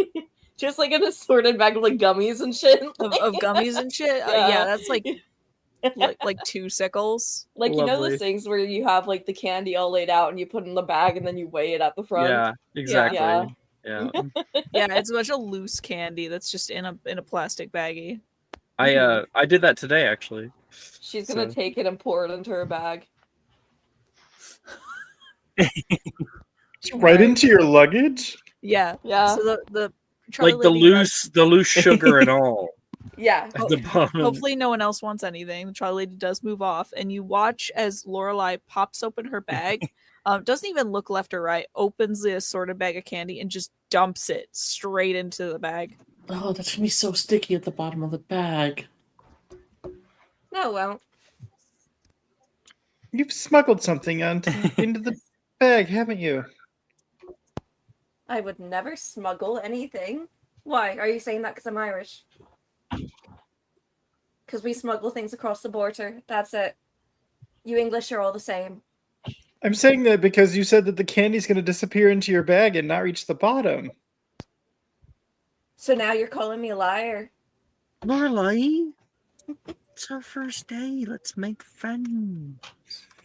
Oh no, I agree with Lorelai. Stand your ground. Well, if there's not anything smuggled in there, then think about the books. They're gonna be ruined.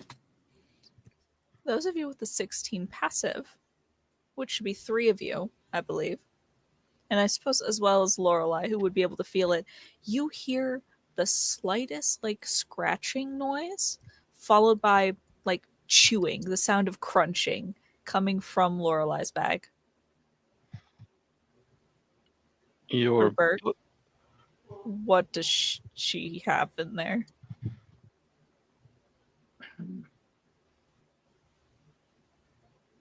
Sorry, who were you asking? I was saying, I was sort of informing you specifically. Your sister has something in her bag. I feel like I'm aware of this, Mm-hmm. and I Okay. just be like, "Oh my gosh, sis, you're being so obvious about it," And how is the chocolate frogs? I'll say, trying to divert any attention away. Yeah, the thing in your bag certainly not making a chewing sound that we can all hear. Oh no, that's my stomach.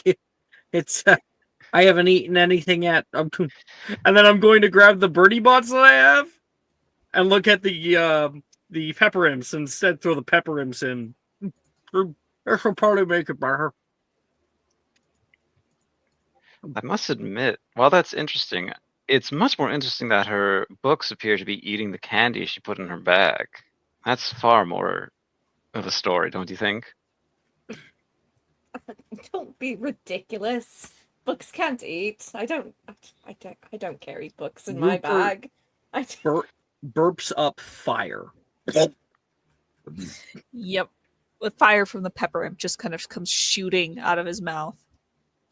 Just into the space. Tamsin, you have to kind of lean backward as it kind of sprays out in front of you. I'm surprised they give those sweets to children.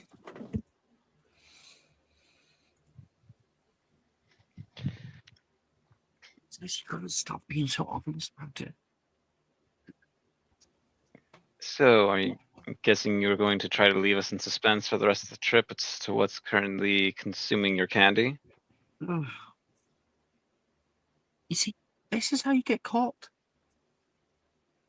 No one's here to snitch, right? You're not gonna blab to anyone.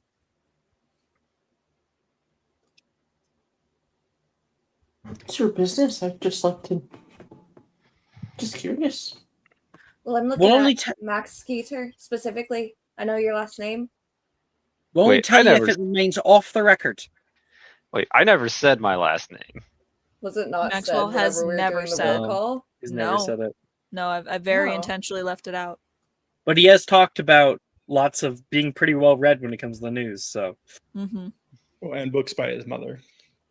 That's Yeah, a but big. not. It's a big leap. I don't know that's fair. I wouldn't. Yeah. Okay. I'm merely curious why you're so intent on hiding the fact that something's in your bag that's eating candy. Well, I just need to know if you're gonna snitch or not. I want to give you plausible deniability. You have it. Right? Everyone else? I'm your Okay, brother. so Like, I'm gonna tell anybody. I very specifically said snitches get stitches. Right? Damien? yeah, no, I won't tell anyone. She's going to open her bag a bit wider and kind of reach in to scoop out this tiny little creature. A bit smaller than most specimen. It is a little moon calf with a cow pattern in the color of pink. This little she scoops out this little creature. It's got 4 legs, a kind of longish neck with a round head, and 2 large, almost like saucer plate eyes that kind of look out in 2 different directions. Kind of like this bright blue color that kind of soaks in all the light around it, and this beautiful little pattern of like pink and white kind of pockmarked all over it. Rupert shudders and looks away. It's so adorable. She was having trouble socializing with the other little ones, so I figured she could be socialized here. That's genius. Can I hold it? She's very, very anxious. I wouldn't recommend it. She bites a little bit if she gets nervous. Nips ya. You want to see this? And he shows like a small, like teeny tiny little scar. The tiniest little scar that honestly looks like it could have been from anything. That hardly teeth marks, but there's just this tiniest little scar on his wrist. Julia will ask, business. She would Julia never will do ask that. Rupert, like, have you been checked for rabies? I'll say, mom got me all checked out afterward. They say rabies are the silent killer. You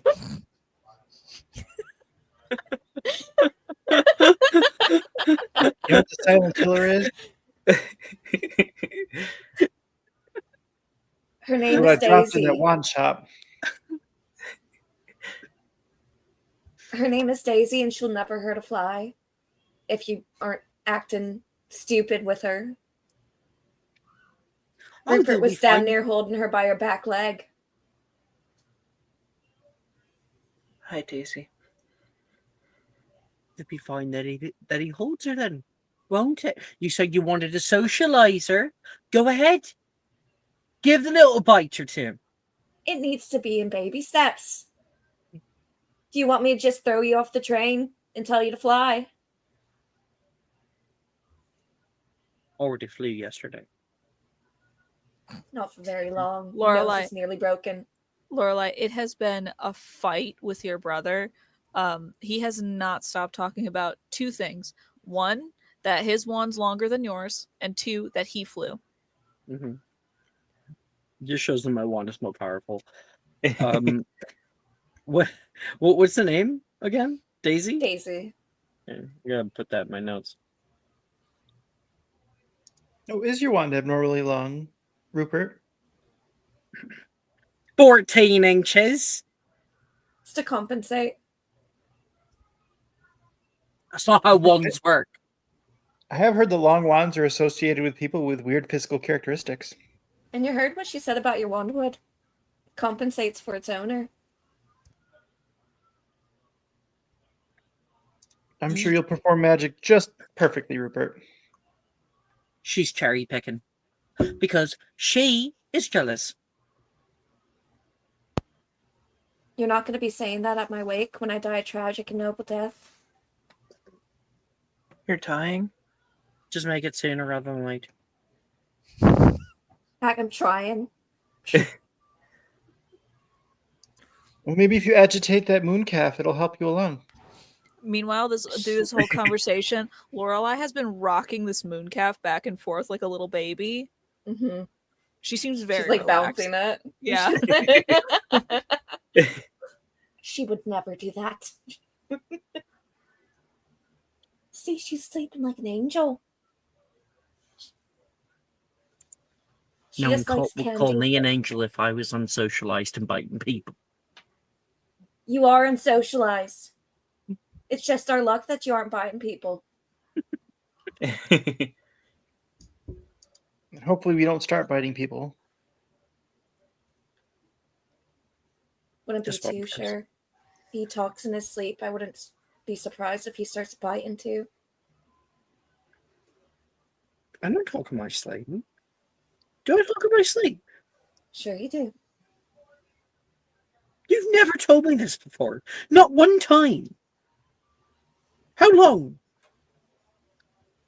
They say things like, Ma'am, please help me. He's gonna look away. He's suddenly very embarrassed. I get what it's like having those dreams too.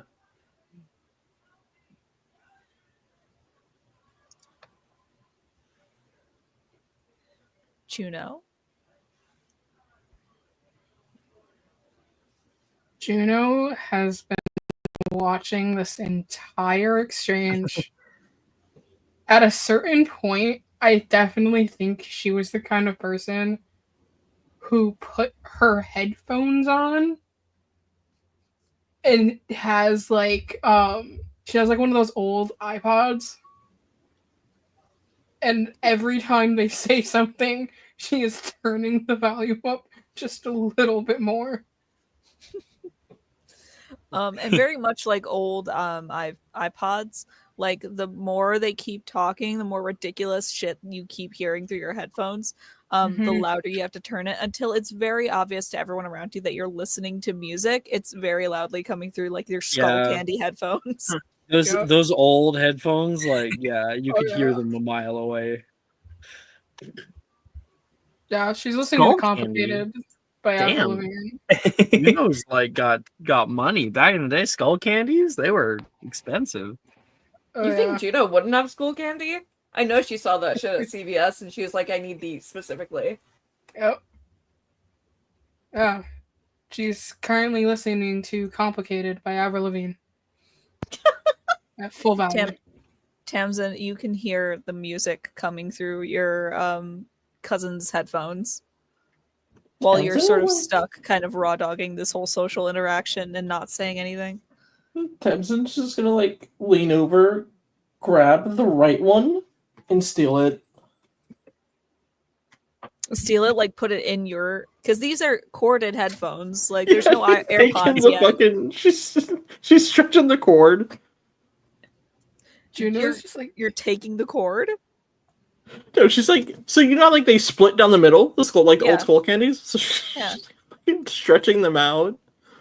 Oh my god, yeah. Okay, so Juno, you are just kind of minding your own business. You feel someone pull your right earbud out, and then slowly you see like the split down the middle get larger and larger as your cousin is pulling your headphone to the side. You know, I I broke mine last week and die again. I have a splitter cord. We could have avoided this. Do you have another set of headphones? Yes, I have like 5. Well, why didn't you offer? You're just gonna make me sit here and listen to this. Mostly because it wasn't my business. So I'm gonna warn you though, my second pair is not nearly as good. They were like $5 at the dollar store, so get what you get. It's fine, I'll take it at this point. Okay. And the two of Fine. you end up listening to music, I suppose, the rest of the train ride. Mhm. Yeah, Tamsin will very loudly drum out the beat onto whatever book she brought with her that she's not reading anymore. It makes a wonderful sensory experience in this train compartment. A bunch of people talking, mostly arguing, and a moon calf that's going between chewing spare candy, which is it's getting stuck in its teeth. It's like just kind of like now just chewing absentmindedly, Smacking and gummy mooing. candy. It's smacking going, yeah.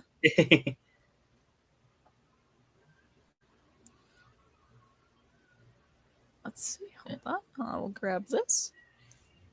You know they're listening to music they have no business listening to. Absolutely. They're listening to Eminem. 100%. It's definitely Missy Elliott. And it's definitely Work It. Because it came out this year.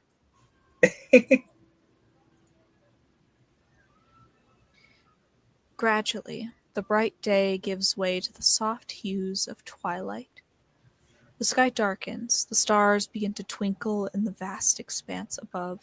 The countryside outside the window is now a silhouette, the details obscured by the enchanting night.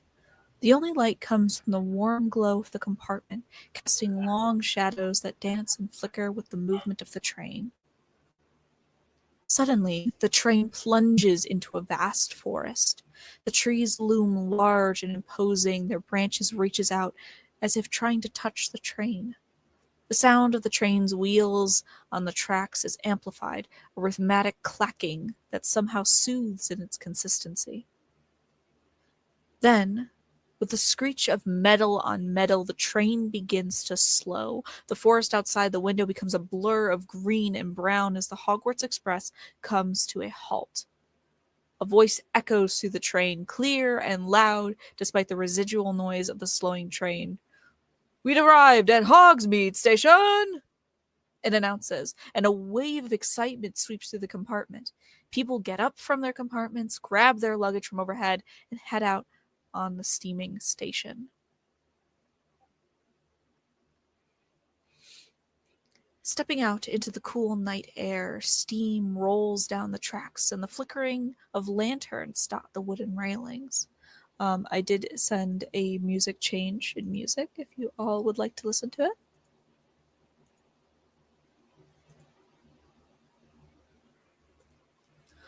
First years with me. You can hear down the way and stare out at a huge man, 2 times the size larger as a regular adult, with about 3 times as wide. Long brown hair cascades down his back with white streaks that run through his bushy beard. "I'm Professor Hagrid, and this is Professor Flitwick." He gestures towards a tiny man, slightly smaller than yourselves, with a handlebar mustache and a 3-piece dress robe. "Looks like everyone's here. It's best if we head off. No good it'll do being late." "You may all follow me, children," the smaller man says.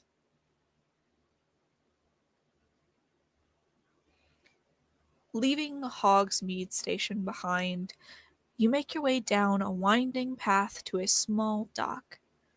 The dock is humble, made of weathered wood that creaks underfoot, but nearby a fleet of small blue painted boats bob gently on the black lake, their hulls casting long shadows on the glass-like surface of the water. Stepping into one of the boats, directed by the teachers, you feel it sway gently under your weight.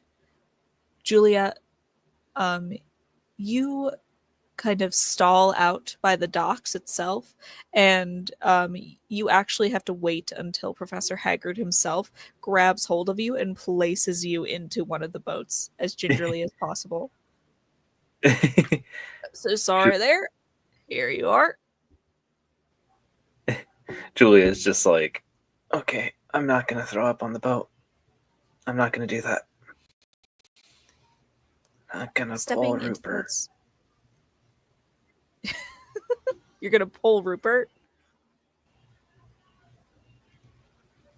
Oh no, you're not gonna pull a Rupert. Sorry. Oh no, not me. Oh, like Julia saying not gonna pull Rupert. Yeah, by saying not gonna throw up on the boat. Can you hear me? Oh, pull a Rupert. Yeah, we hear you. When everyone is settled, Hagrid announces, "Away!" and the boats move of their own accord. The journey across the lake is serene. The only sound is the soft spluttering of the boats cutting through the surface of the water. There's no wind tonight, and the lake is as still as a mirror, reflecting the star-studded sky above and the dark silhouette of the forest around it. It's a surreal sight, as if you're floating in a world all of your own. As the boat rounds a bend, the sight that greets you is nothing short of magical. Hogwarts Castle, set upon a high black cliff of dark stone, majestic and imposing, rises from the shoreline. Its towers and spires are bathed in soft moonlight, their outlines sharp against the night sky. The castle's reflection in the lake is a shimmering mirage, a ghostly echo that adds to the ethereal beauty of the scene. Its torchlit windows and doors mimic the very starry night above. As you draw closer, you can make out the details of the castle, the arched windows, the stone gargoyles, the ivy creeping up the walls. The sight of Hogwarts fills you with a sense of wonder. The boat glides into the boathouse, and you step onto the dock. Hagrid grabs kids with one hand and deposits them onto the ground. "Up this way, they'll be waiting for us." Up the switchback stone steps, you rise into the viaduct courtyard and see a large door of heavy iron. But instead of heading inside, Flitwick leads your group through a small side door and into an open circular room with checkered floors. "This is the room of reception. I'm just going to go check to see if they're ready. I'll be only a moment." The room is filled with portraits, some hand-drawn, others moving photos, each of a graduating class of Hogwarts, rising ever higher into the ceiling.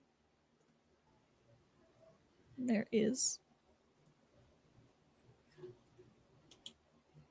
a new change of music very quickly.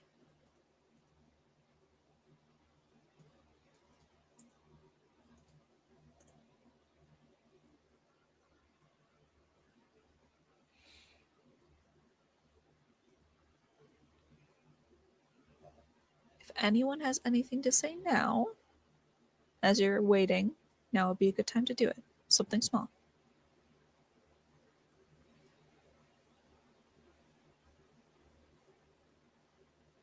Lorelai will kind of pull Rupert to the side a bit.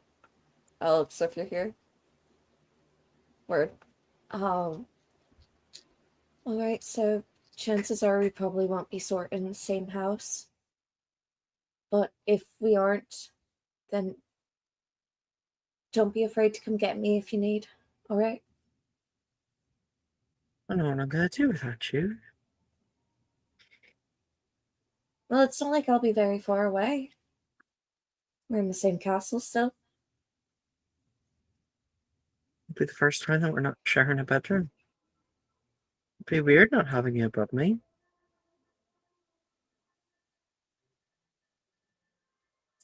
Aye, it will be. Especially not being able to, hear you snoring and stuff.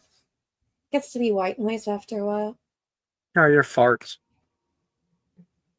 Right, catch yourself on. I was gonna offer to, beat up your housemates if they make you cry or anything, but obviously you don't need that. As much as I like someone to be there for me, I'm not certain that would do well for my image. Everyone being like, "Oh, you think your sister to fight your battles for you?" I can handle it. Wonder if you can find Paul. He should be in here somewhere, right?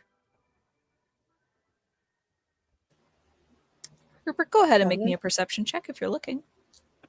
Lorelai, you may also make one if you're looking. 2. You do have to roll on Avray. Or Right. the bottom. Well, I mean, like, as you can all tell, although I'm habitually using my own dice, I'm being honest. Let me. That's just a point of fairness. I know you're not used to it. I'll use the actual thing here. Yeah. Yeah. I got a 4. Lorelai, you can't make heads or tails of how any of these portraits are meant to be organized. You can kind of tell that the ones towards the bottom are the newer ones, but you can't find where the year is supposed to be. 22. Your brother, however, weirdly with the eyes of a hawk, Or the eyes of a mooncalf. Well, the eyes of Mooncalf, you managed to figure out the pattern generally well. Newer ones towards the bottom. This is the newest year, and then it sort of goes up in like a spiral circular pattern up. So if your parents graduated in whatever year, it should He does be the mental that one. math. Yeah. The one with the dark red around the edges. That one. It should be up there. He puts his hand up and like normally it would like come down toward them. There they are. Huh. It's weird not seeing him with a beard. Doesn't look right. He looks like a Very scrawny baby. too. Oh my goodness. I wish I could take I wish I could cut out his face and show it to him. Probably has a copy at home somewhere. One that he hasn't shown us. You see your dad there with a wide, toothy grin. He looks almost very carefree. It's very hard to look at. You're used to a much more weathered look, a look of hard work, dedication, and you notice. I suppose both of you would notice that on his sort of left breast is the house insignia for Gryffindor House. I hope I get into the same house as him. I just want somewhere where I can have a bit of peace from time to time. Be close to you. You're right, we probably won't end up in the same house, but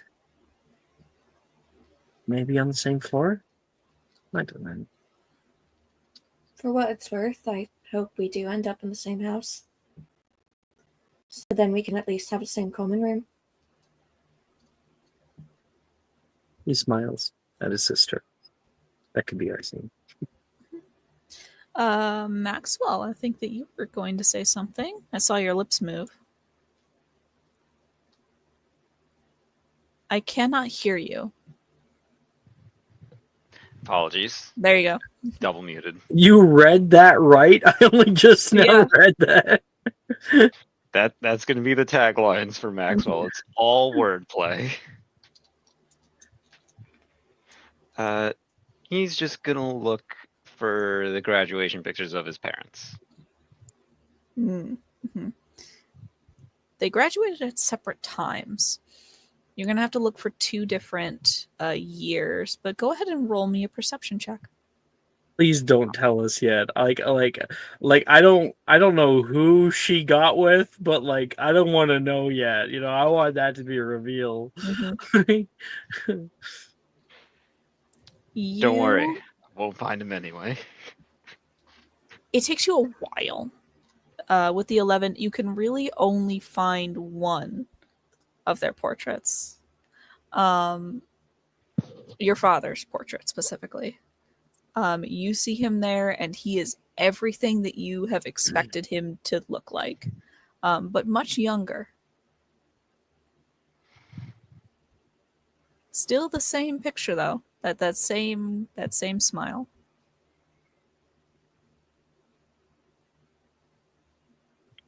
I know you might not, in his head, Maxwell just think, you might not be able to I only wish you were here. I only wish you were here to see this. But I'm gonna do you proud. You and Mother both.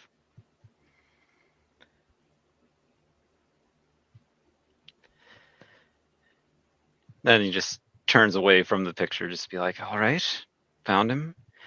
Now to make him proud. Mm-hmm. You didn't notice his the insignia on his uniform. It would be yes, different from your mother's house that she has told you about. You saw the familiar blue hues of what you know to be Ravenclaw House. So, of the two you're expecting one of them seems more like you.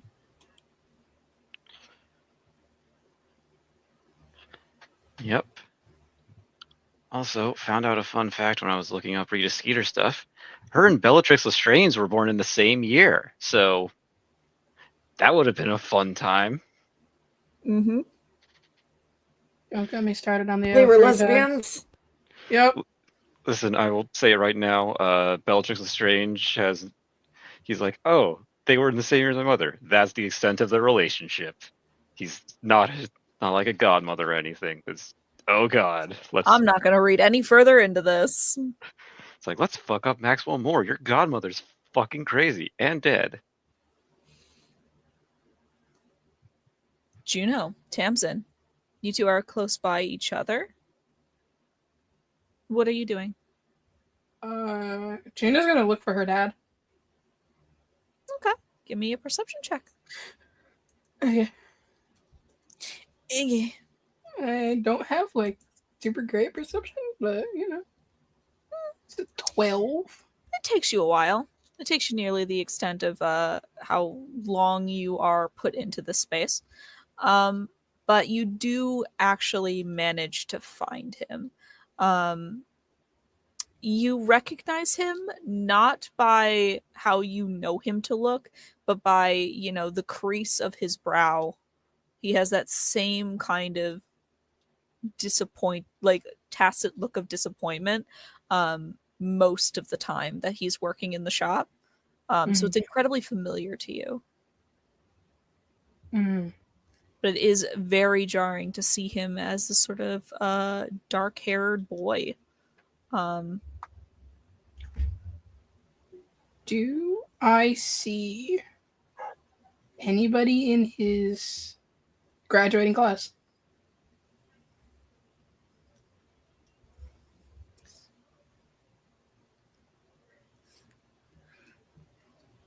You would, I believe. Yeah, you would. Has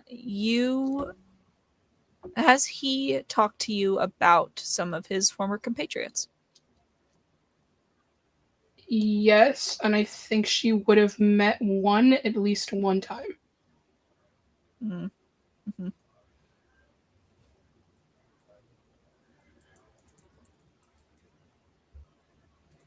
One moment.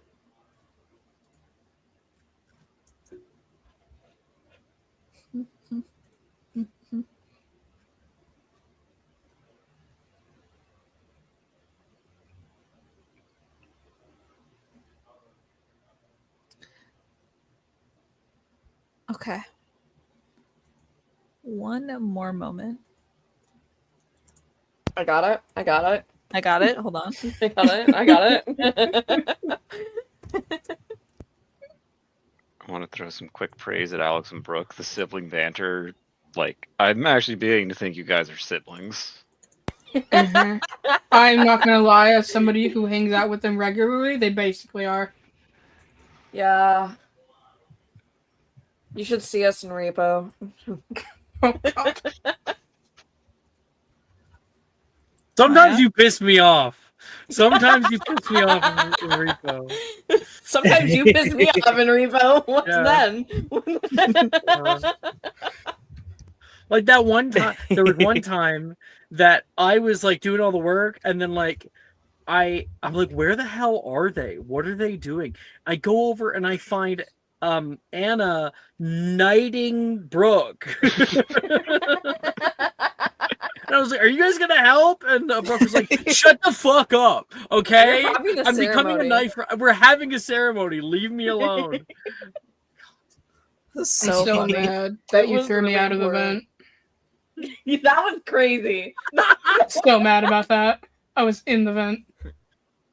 Really quick, Maya was up in the vent, and there's like a new museum map, and Maya was up in the vent, and Maya was like, "No, I'm not coming down, not happening." And they were all like arguing, and then I climbed in and went up to the very back, got behind her, and then said, "Sorry, Maya, what?" And then I vaulted myself forward and made her fly across the room. Scared the shit out of me because I Yeah. didn't hear him coming. Audibly screamed.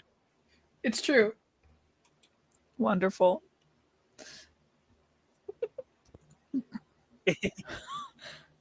Juno, you do see your dad. And there are two other notable faces. One you know because you have, at least in some part, met the man. And the other you know because of infamy. Really? Not infamy. Or more, he's famous.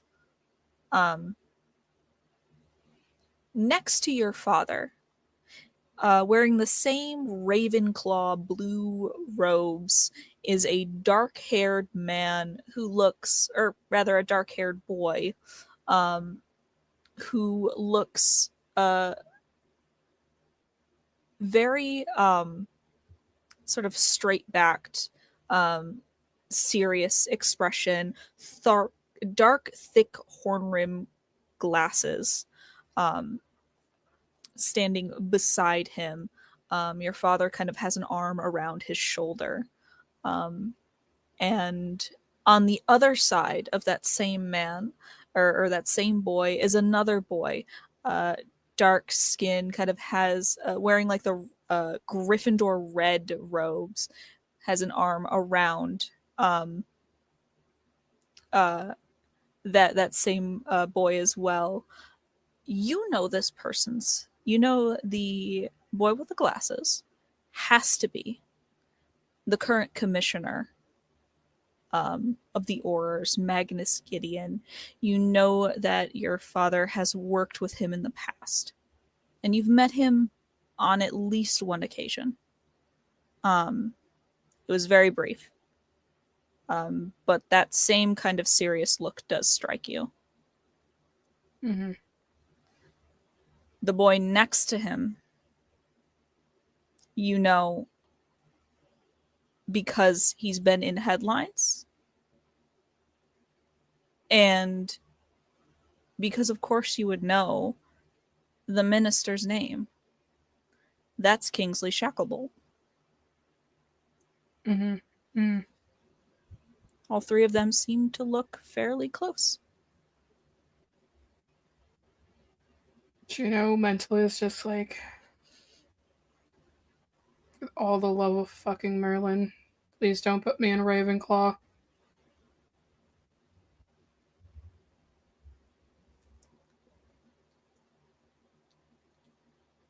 And we'll move on from there.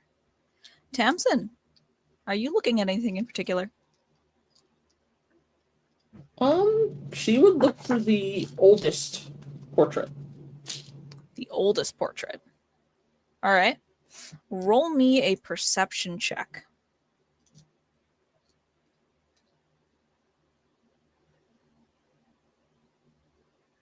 Holy fuck. Okay. Whoo. All right, Mara. Okay. I want to note it that I never roll a nat natural 20 on anything important. You never roll a natural 20 on anything. Hardly anything. Especially things that you care about. It's never anything I care about. You like look at some of the newer pictures. None of those really seem to appeal to you.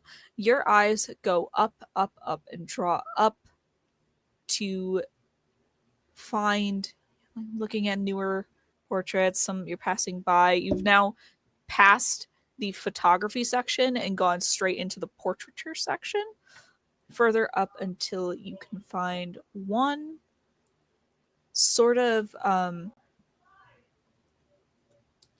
one very, very, very old painting.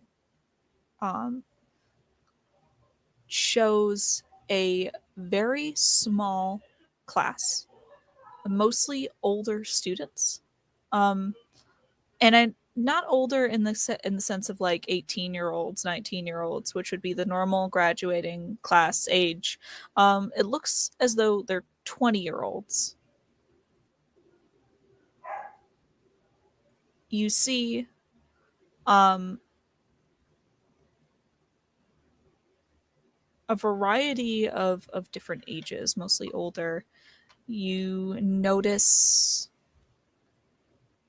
make me a history magic check. Just for shits and giggles.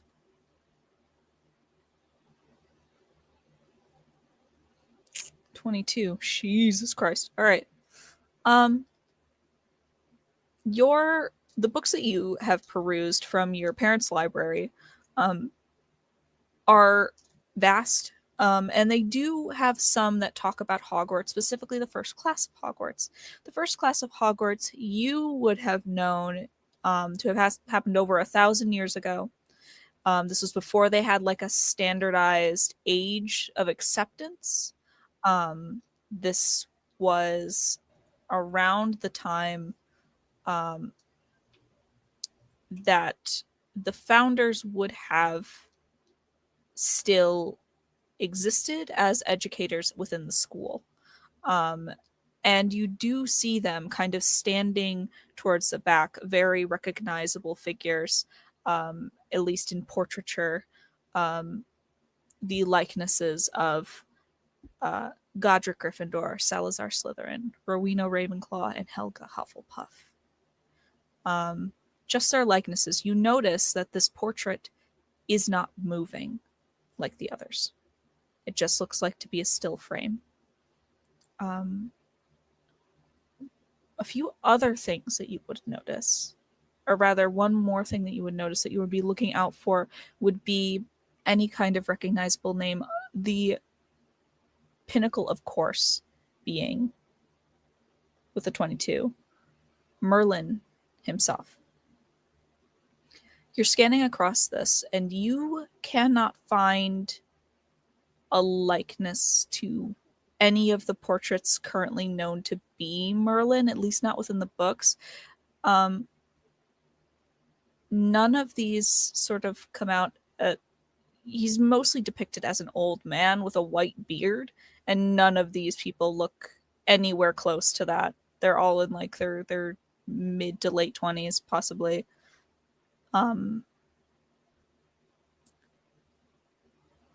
That is until you see, with a 22, you would notice someone. Another person said to have been in this first class of Hogwarts, Morgana Le Fay. You do see her likeness, a very dark-haired, prim, proper woman. And she's standing next to a darker-haired man. Both of them with touches on what seems to be a prototype of a uniform of Slytherin green. You can't be certain if either of those are correct, though. But that could be Merlin, and that could be Morgana.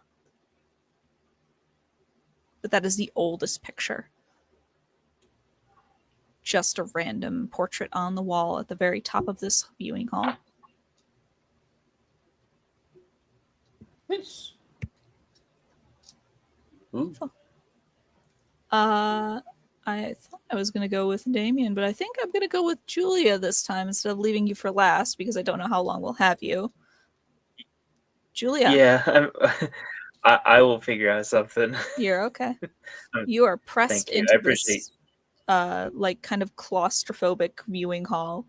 Is there anything that you're currently doing? Are you looking for anything? Are you just kind of making yourself small? Are you trying to say something? Anything? I think like a few others before her, she'll also try and see if she can find a picture on the wall with her parents. Okay. Go ahead and roll me a perception check, Julia. So should I roll perception for that? Yeah.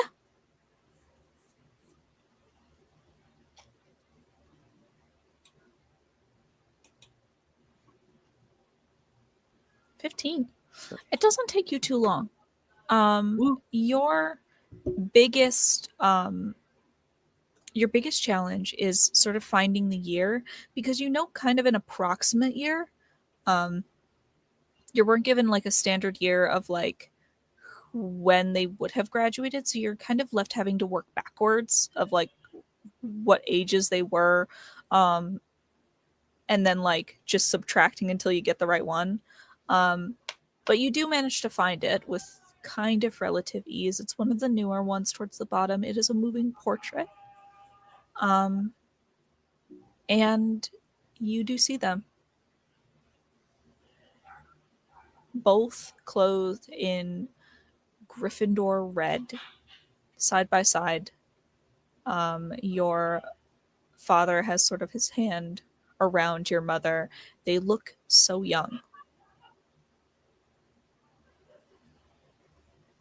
I think Julia kind of looks at the picture, kind of like, gulps and everything, and because like seeing them in Gryffindor makes her feel a little bit of pressure, like oh, I guess I should try to be in Gryffindor too.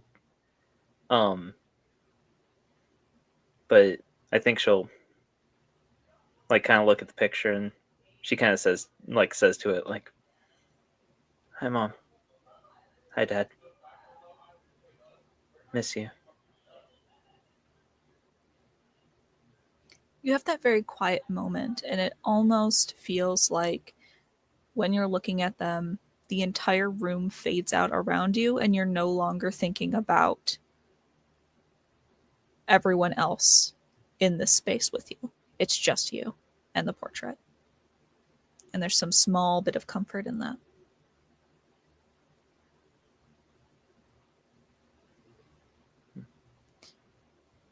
Damien, what are you doing in this viewing hall while everyone's waiting? I think Julia will kind of smile a little bit. Small delay.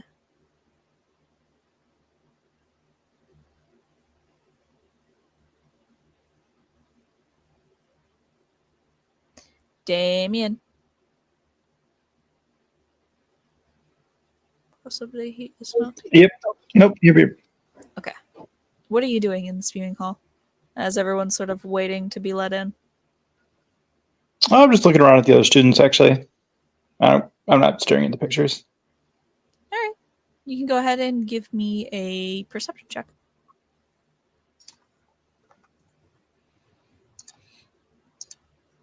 18. 18. With that, you notice a group, a small little trio that looks to be kind of arguing amongst themselves towards the other corner of the wall, like across from you, just in the sea of people. You see two girls who look identical to each other, and a brown-haired boy who seem to be like arguing back and forth. One of them goes, "No, I told you, Dad's over here, Mom's over here. And I told you they're in the same picture. I don't know why you keep going on about them being different ages, because they are different ages." One of the girls says, "Stop gaslighting me about the ages of our parents. They're the same age." "Nuh-uh. Mom says she's at least 10 years younger than Dad, and she looks it."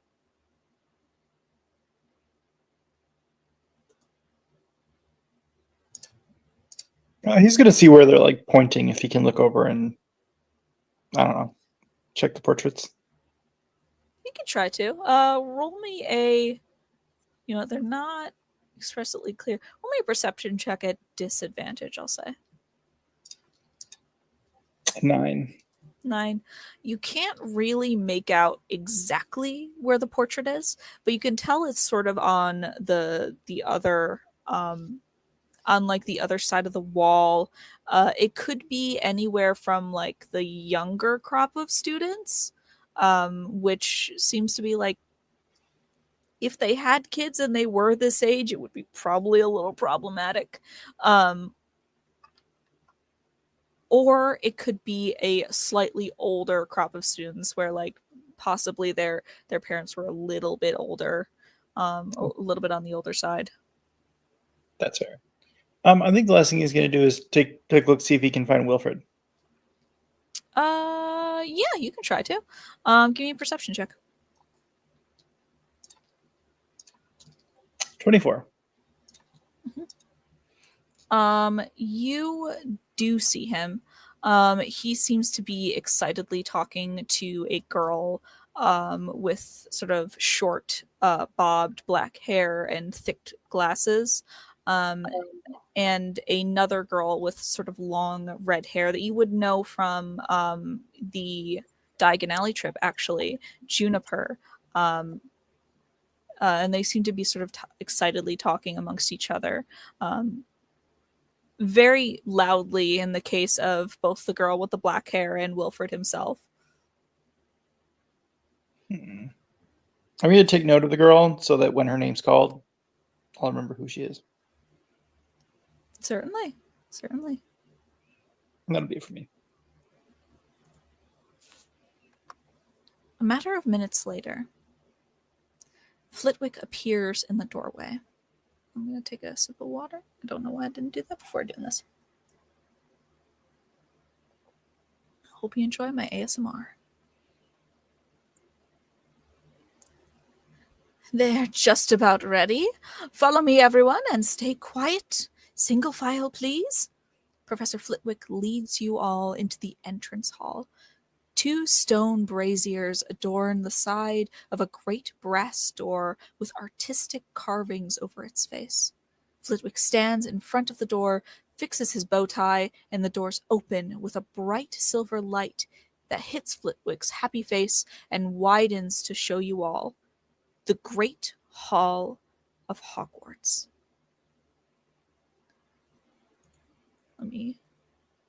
Actually, there is I believe that I was given a resource for this.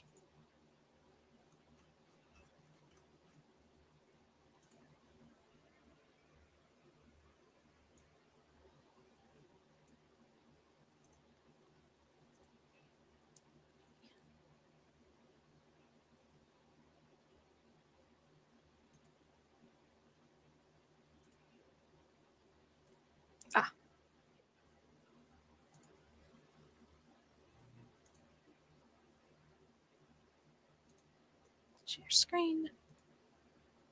Share. This work? Haha.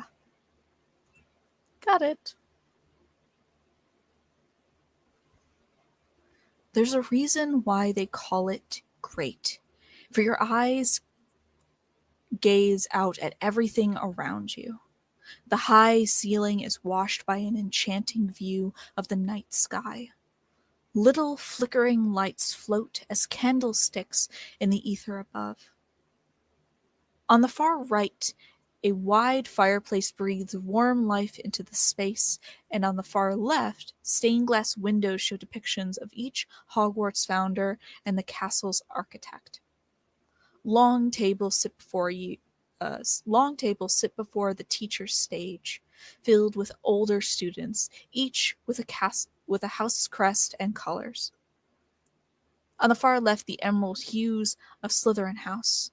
The visage of a coiling snake rests in the hanging tapestry, its neck rearing to strike.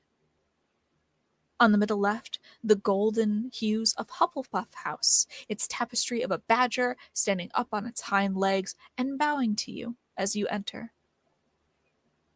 On the right of the middle, the azure blues of Ravenclaw House, the crest of a soaring eagle with its wings outstretched to greet you. And lastly, on the far right by the fireplace, the fiery crimson hues of Gryffindor House. The face of a lion roars out in its frame, but no sound can be heard. You all follow Flitwick towards the front of the hall. A raised wooden platform sits with a stool in the front. An old ratty brown cap rests atop it. A woman stands at the end behind the owl-like podium. Her hair has been braided up in a long green dress fades to black and trails to the floor. Pointed shoulder pads and a simple locket adorn her. And she looks at each of you in turn before the room goes silent. As Headmistress McGonagall speaks. Good evening. Please welcome our newest students to Hogwarts School of Witchcraft and Wizardry. As you all take your first steps into these halls, reflect on what your legacy will be here. At this Academy of Knowledge, you will have opportunities unlike what you will find in the world beyond. These short 7 years are crucial to your future. So I ask that all of you, as your name is called to be sorted, I ask that you ponder. Who will you be? What shall you be known for? And what will you accomplish here? Will you be knowledgeable as Rowena Ravenclaw was? Will you show cunning and loyalty as Salazar Slytherin did to gain his renown? Perhaps you will lead through empathy and community, as so many who go through Helga Hufflepuff's house do. Or press forward with action and courage as Godric Gryffindor to see a new future shine in the distance. I shall call each of your names in alphabetical order by surname. When I do, I ask that you come forward and sit yourself on the stool in front of you, at which point the sorting hat will place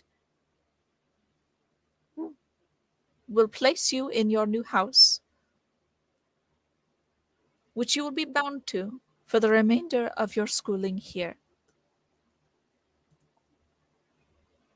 To begin, Delilah Aiken. Haha, I can actually do it.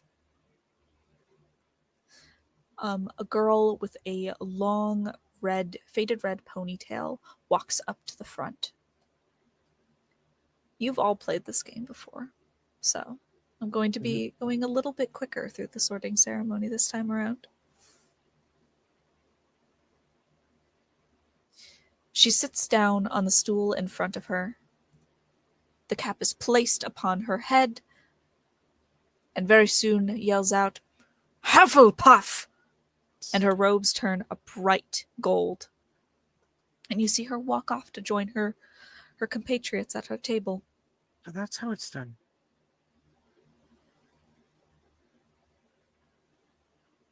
Who do you say that to? I'm just kind of saying it outwardly. Okay. You don't need to stop. It was just like a little ambient thing. Nolan Anderson. Excuse me. A boy kind of brushes past you on the right, Juno, as he walks up to the front. Boy with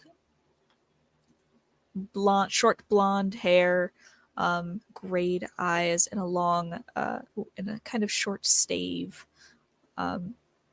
He taps out at the floor in front of him and goes up the stairs and sits down. The cap is placed upon his head.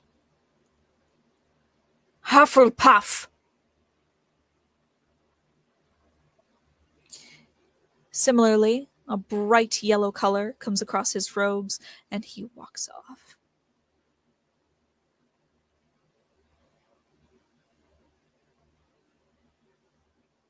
Juno Baptiste.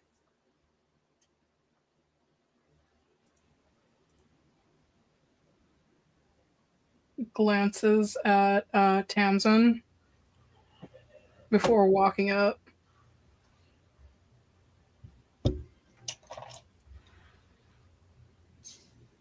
Juno, you make your way up to the front and sit down. The hat is placed gingerly on your head, and you feel a shiver as a sort of energy pulses down your spine.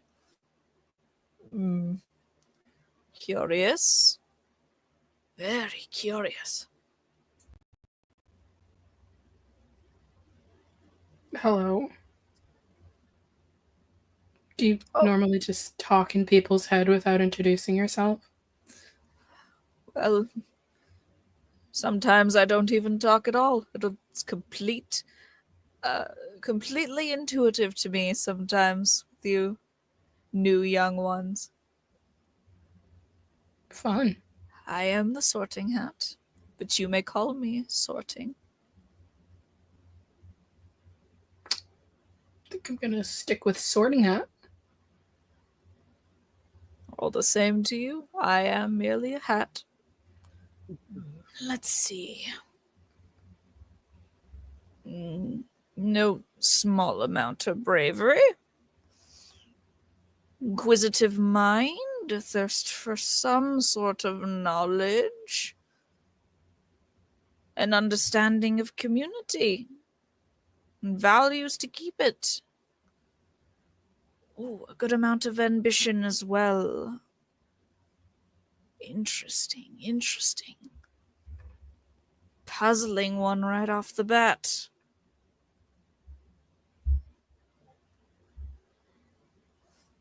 You hear him and hum in your brain a little bit more as it feels like little fingers are picking around through your mind.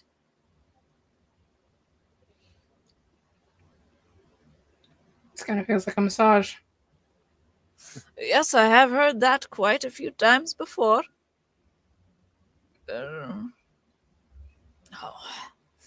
Already stumping me.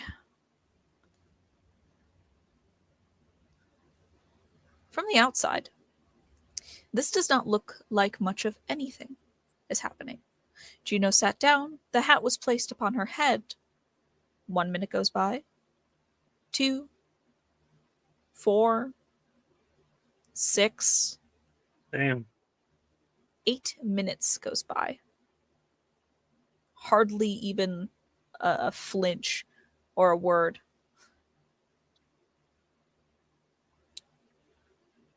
Oh. This one is too hard for me. There's so many places that I could put you.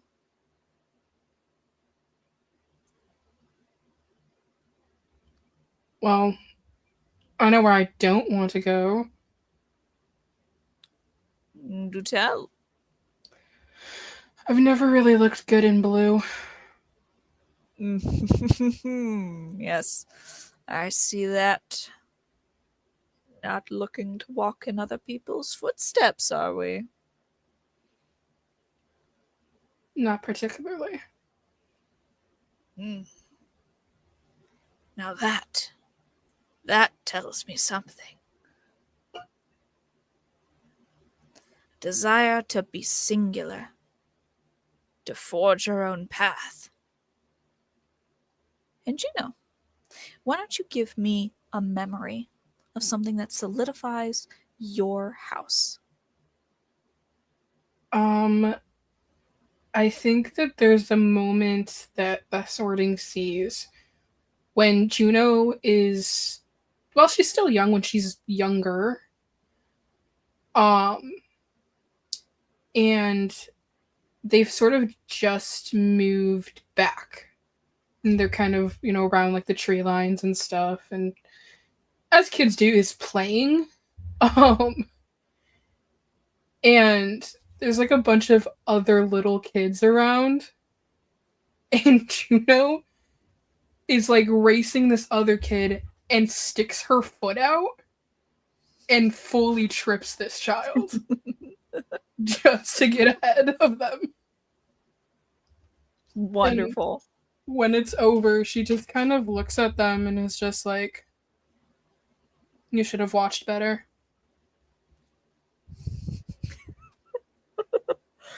You feel pulled back from that memory. Yes. Cunning and ambition at any cost. You would do well in Slytherin. The hat shouts out, and your robes turn a bright green color. She like nods. And Minerva takes the hat from your head, Mm. and you move off as the first sorted into Slytherin house. This is my table now. I'm gonna carve my name into it. Yeah. Like everybody else. Pulls out Switchblade, just. All right. Starts digging right into the antique wood. She claims her seat at the section. Yeah. The antique wood, whose tree is probably extinct by now. The wood's been fortissimumed, so it's the knife that shatters. It's fine. She's got a Sharpie. Wash this off. It's called permanent marker for a reason. Mm-hmm. Mm-hmm. This will last until the end of time. Well, I'm certain they don't have a way to scrub off permanent marker. Give me one moment. Ye old Borox. Actually, Borox is pretty old, so they might actually have Borox. Milne would just do the old, I'm gonna rub a dry erase marker over it. Just imagining Hogwarts, but they have a modern-esque janitor's closet where it's like, okay, here's a dispenser for all the chemicals you put in the spray bottles. Here's the mop bucket and the sink for it. There's where we keep the spare paper towels, and you're all set to go.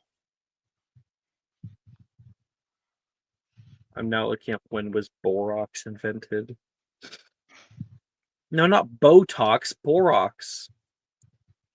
The fuck? Borax. My bad. Late 19th century. So yeah, you know.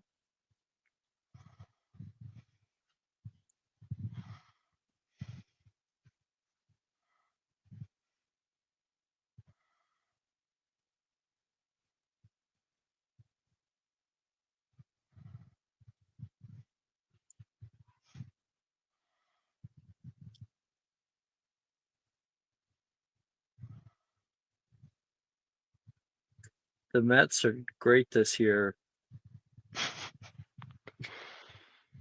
I think. It's not about it's not about the money, Spider-Man. It's about the Mets. Let's go, Mets. Mets, Go, Mets, baby. Okay. See that I left you all in good hands. All right. Gina moves off. The first of your sort of cohort to sit down at her house. Professor McGonagall speaks out more. Wilhelmina Blythe. Sorry. Excuse me. Sorry. A small voice comes out from behind you as a taller girl with very long, coiled blonde hair shyly makes her way past and up to the front. She sits at the stool, and the hat is placed upon her head. Yes, yes, you will do well in Ravenclaw. And her robes turn blue, and she moves off. Juniper Byrne. The girl with red hair from earlier from your group walks up to the front. She sits down, and the hat is placed upon her head. Ha! They will prosper with your caring hands and level head. God knows they need it. Hufflepuff! Her robes turn a gold color, and she goes to sit off with Delilah and Nolan. Tamsin Calloway.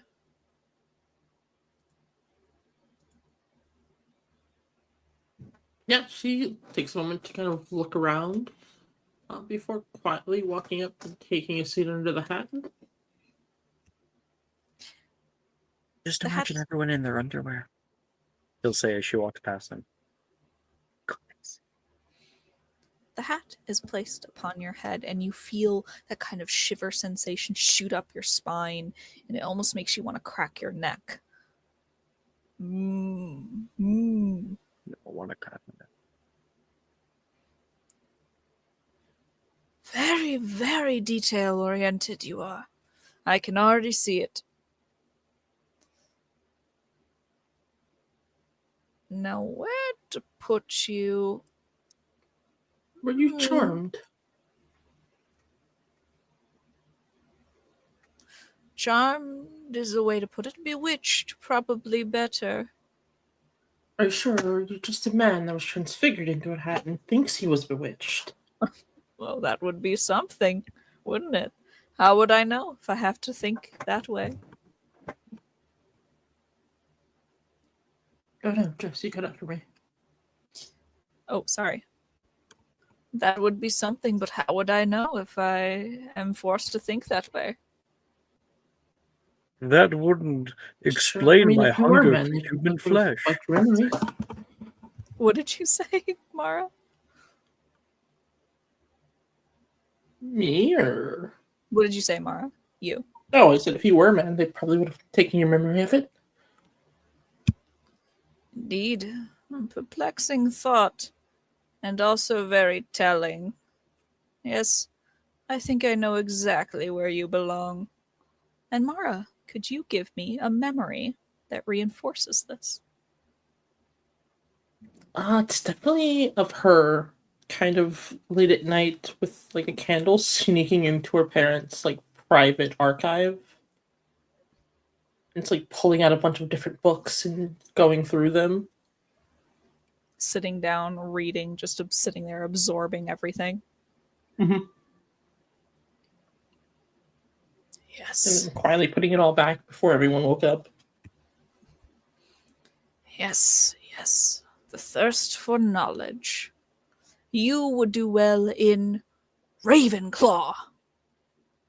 And your robes turn an azure blue.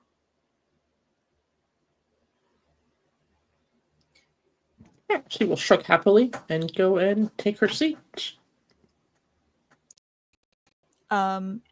Billy next to you goes, "Hi. Good to see that someone else is here." Nice to meet you. Tamsin, I know that. Billy, nice to meet you. And we will move on. The next student is called Rhys Castelli. He walks up to the front, sort of shyly, sits down. The hat is placed upon his head. Difficult. There's a struggle here. Need to prove yourself. I would say Ravenclaw. And his robes turn a very familiar bright blue, and he shuffles off to the Ravenclaw table. Darcy Collins. You're in my way. Excuse me. Rupert, there's a girl behind you. You recognize her from your group. Very pale white hair.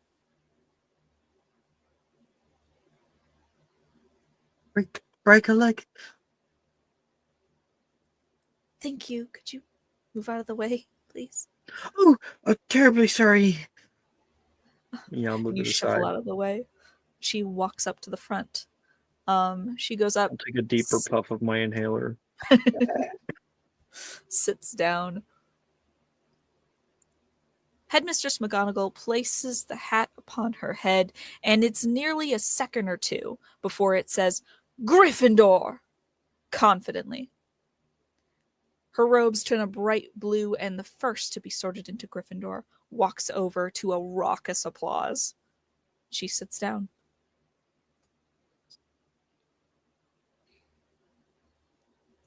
Morgan Cook. That's me. Excuse me. Pardon me. A small, diminutive boy, about half of your height, walks through the crowd with the personality of someone much, much taller than all of you. He strides his way up to the front, gets up, and sits down. The hat is placed upon his much smaller head, and you hear Hufflepuff. Yes, Hufflepuff. His robes turn a bright gold, and he walks over to the Hufflepuff table. Gemma Drayton. Pardon me. Excuse me. You hear a girl's voice come from behind many of you, and the group parts like the Red Sea as she walks forward with a certain native dignity. She delicately sits down on the stool, and you swear the hat does not even touch her head before it shouts, Slytherin!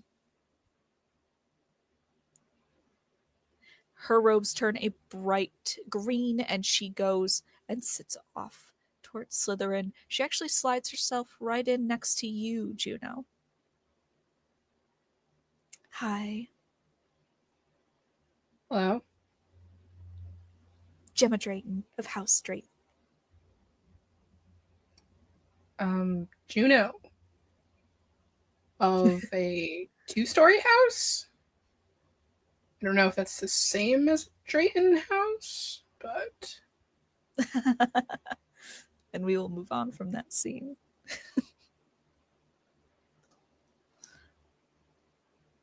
Janice Averden. A quiet girl from the back with a very serious face, walks forward towards the front and sits down on the stool. The hat is placed upon her head. You all need to make this harder for me. I don't... Ravenclaw! Comes a hat as Minerva reaches for it and pulls it off her head. Her robes turn blue, and she walks over to the Ravenclaw table. Wilfred Gideon. Sorry, excuse me, sorry. Damien, the boy from earlier, kind of passes you and others as he walks to the front very confidently. He strides up to the small stool and sits himself down, and the hat is placed on his head. You see his eyes squeeze shut almost immediately, like he's fully concentrating, his mouth moving like a mile a minute.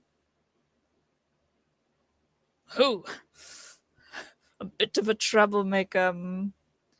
Watch this one, he says to Minerva. Not Ravenclaw. No, I don't think that will be a problem. Hufflepuff! Yes! What? Oh. I mean, yay. Hufflepuff.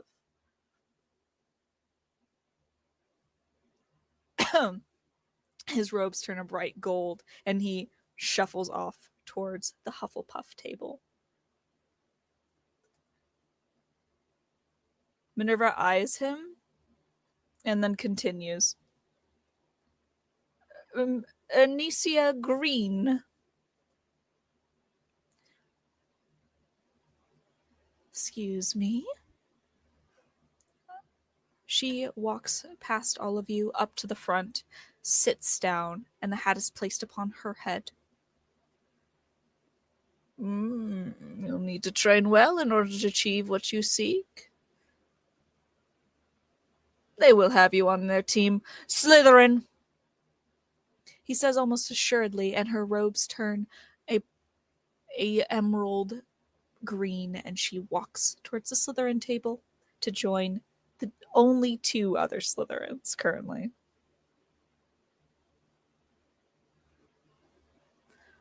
Julia Harkness.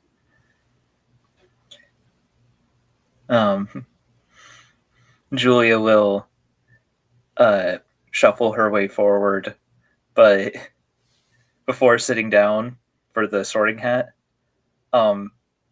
she's gonna like kind of look at the teachers like, is this safe to wear? I mean, like, you know what they say, lice are the silent killer.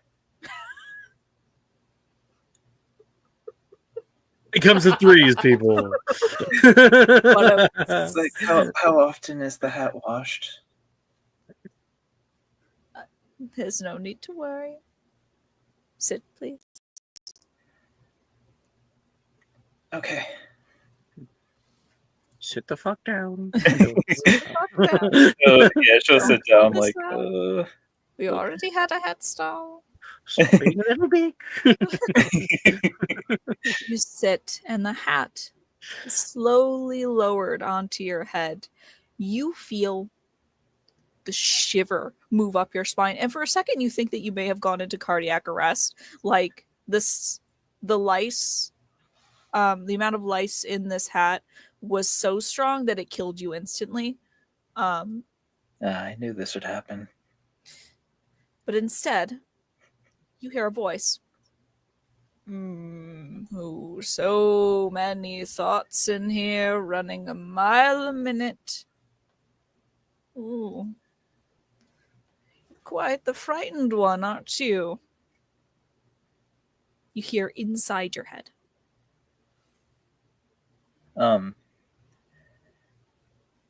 Julia will kind of respond in her head to it. Well, there's lots of things to be frightened of. Indeed. I'm seeing quite a few here. Oh, let's see. Not very ambitious, I'm seeing. Not as knowledgeable as you could be, though perhaps with things that could be a danger to you. Sick burn.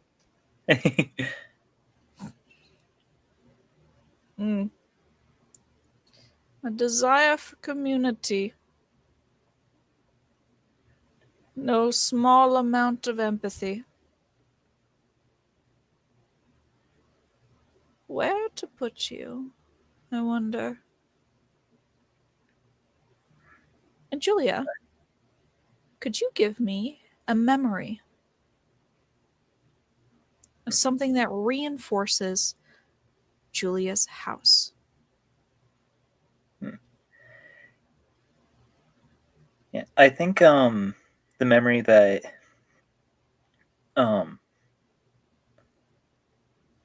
will come to mind, like when Julia, like because Julia, when sorting says like, oh, where to put you, Julia is like thinking to the hat like like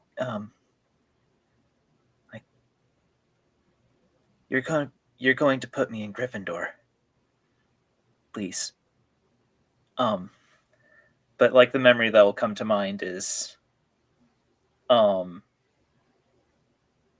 like this nice sort of summer day with her parents and everything, and they were going to do this picnic, but she took the picnic blanket and like wrapped it around herself like a cape, and was kind of just letting the run around with the wind blowing behind her. And you can, in the memory, you can hear her mom laugh and call her, oh, the little hero Harkness.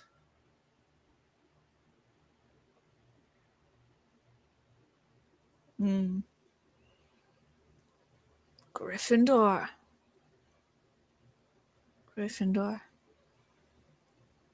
Little hero. A memory and big shoes to fill.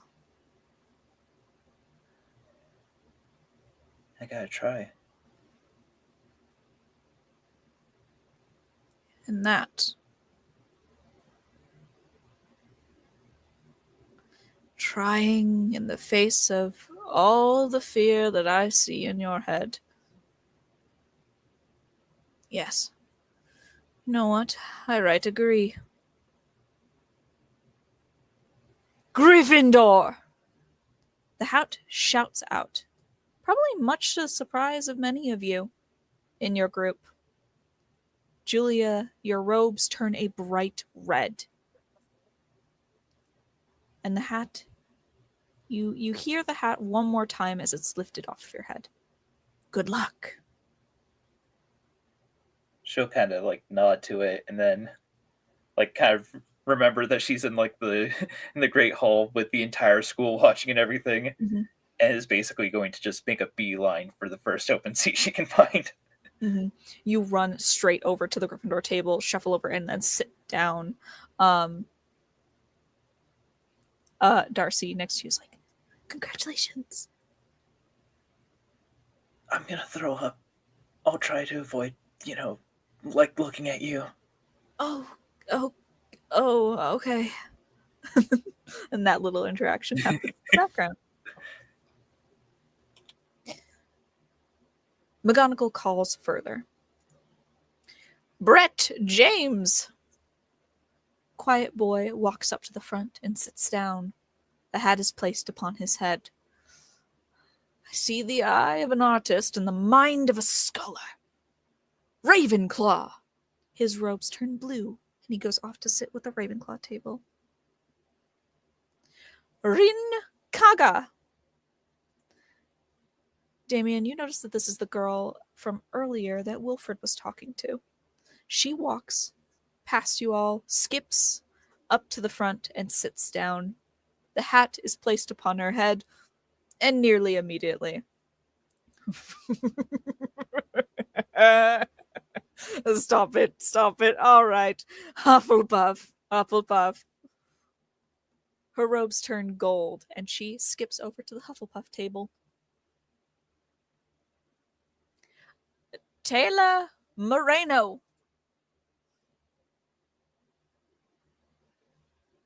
Hi, excuse me.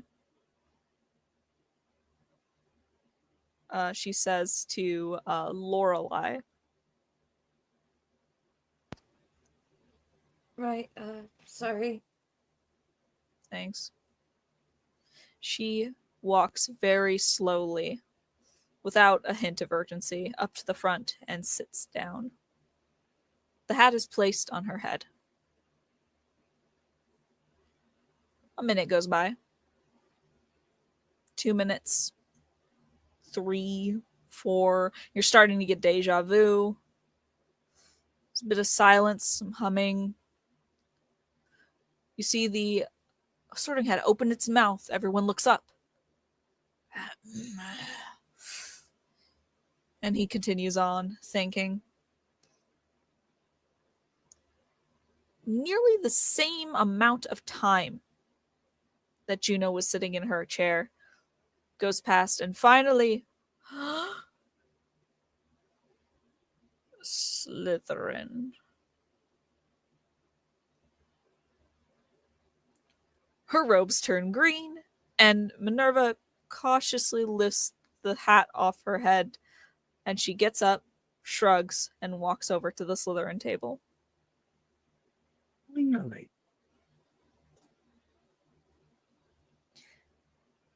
Nate Matthews. Shorter boy walks up to the front, sits down. The hat is placed on his head. The hat on this one must be Gryffindor. His robes turn a deep red, and he walks off to the Gryffindor table. Sadleen Milne. Minerva looks expectantly towards a young girl with blonde hair who you know to have been in your group at Diagon Alley. She walks up to the front.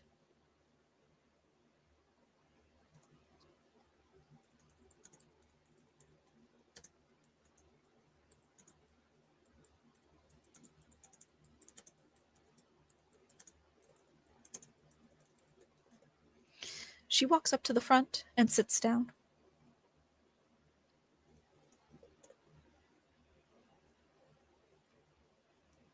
There seems to be a whispered conversation back and forth between them for about 2 minutes.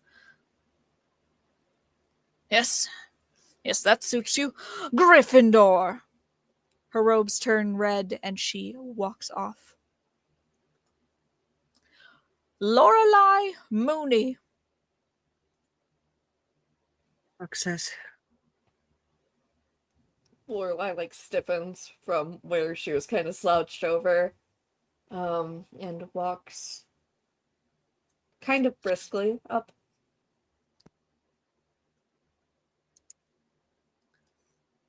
Please take a seat. Minerva gestures to the stool. Right, of course. You sit down, and the hat is placed upon your head. You feel a shiver up your spine. Ooh, Mooney. It's been a long time since I've heard that name. You remember my dad? I remember many people. An elephant never forgets, and neither do I. How was his sorting? Did he give you a tough time? Hardly. 1 second I was on his head, I knew. I knew very well your heart, too. As loving as you are dedicated, self-sacrificing. You are quite the busybody, aren't you? Not a bad mind on you either, though your knowledge is geared towards a specific subject, I'm seeing. Well, there's not much interest in other subjects, to be honest. Not much use. Yes.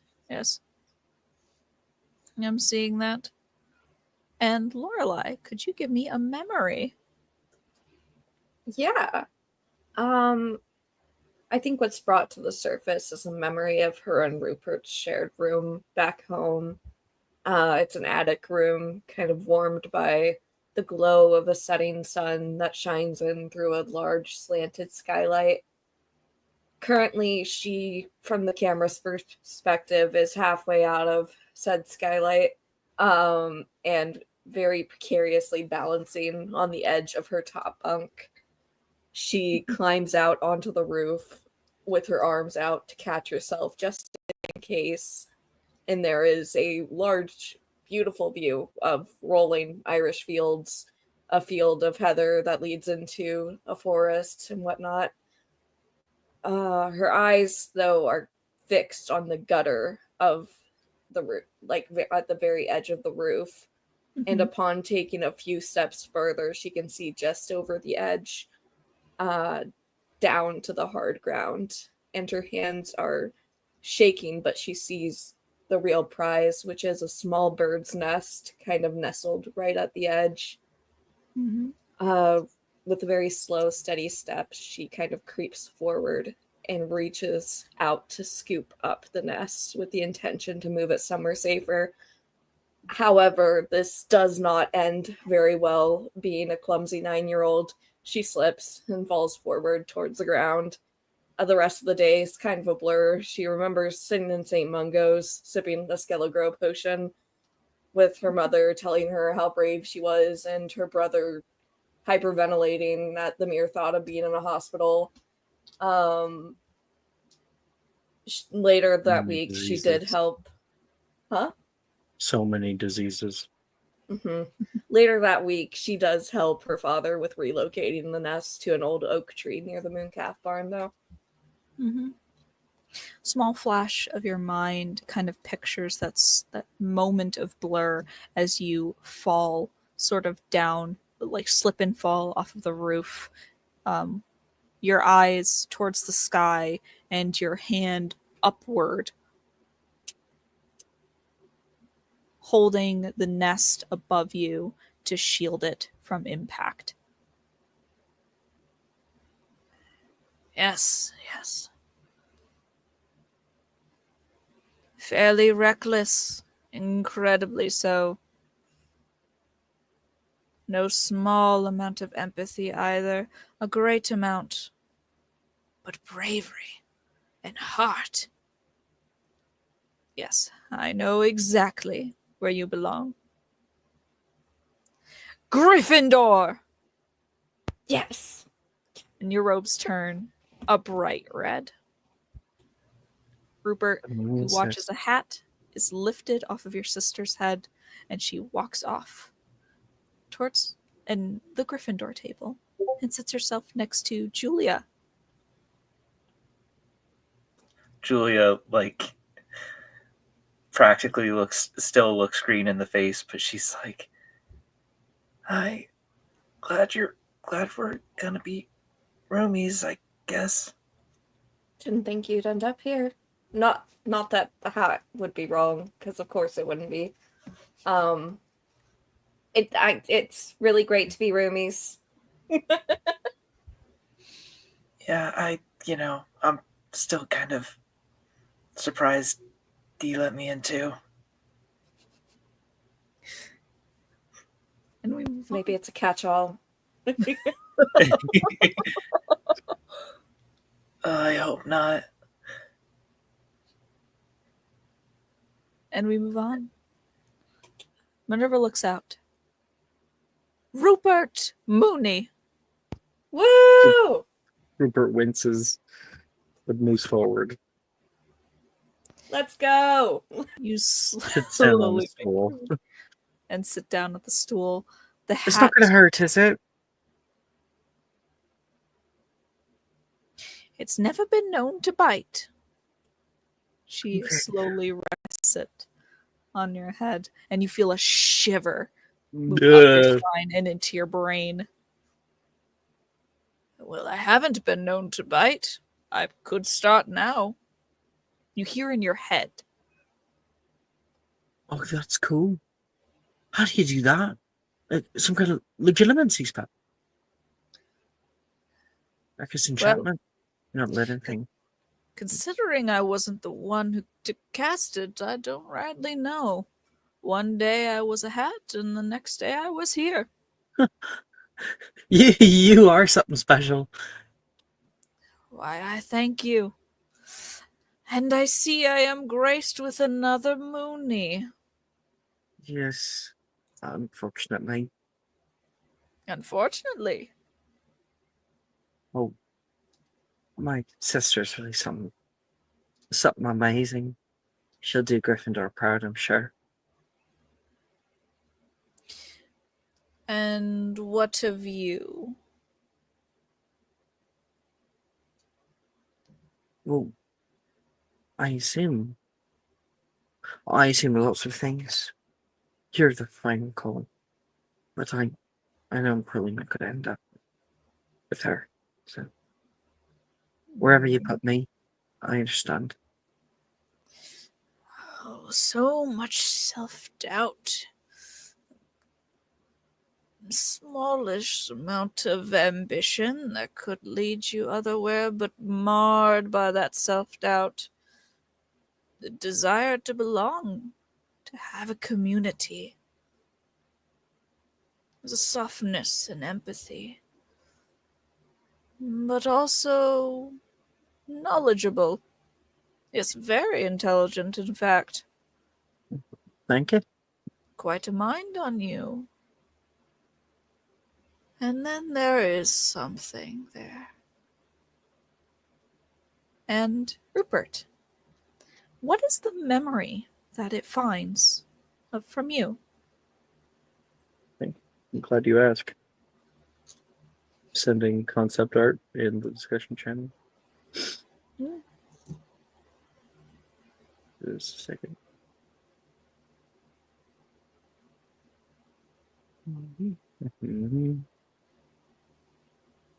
The forest surrounding Lorelei and I's house is Mooney's where Mooncalf Ranch. Mooney's Mooncraft Ranch is especially vibrant in early spring. The sunlight dapples through leaves and dances upon emerald moss in this little glen nearby the house.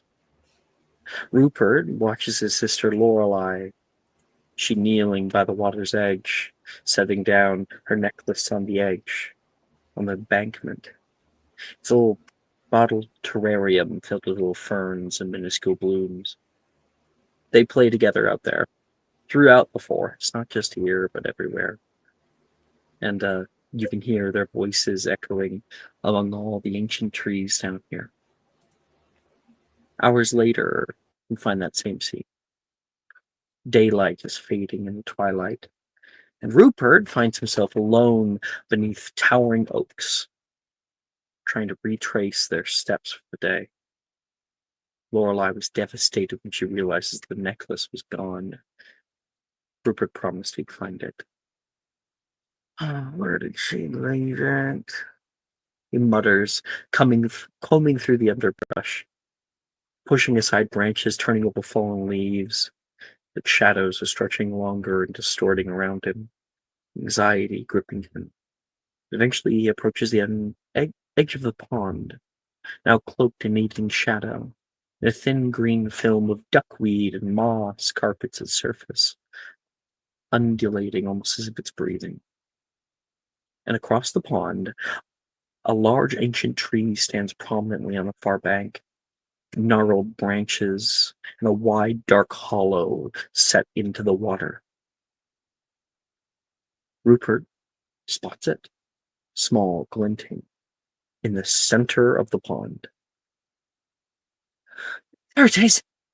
He breathes in relief, steps to the pond's edge, and as he stares down into the stillness, a flicker of memory overcomes him. Cold, suffocating darkness. Panic clawing at his lungs, fists pounding desperately at ice above. He shivers and the memory drains away from him.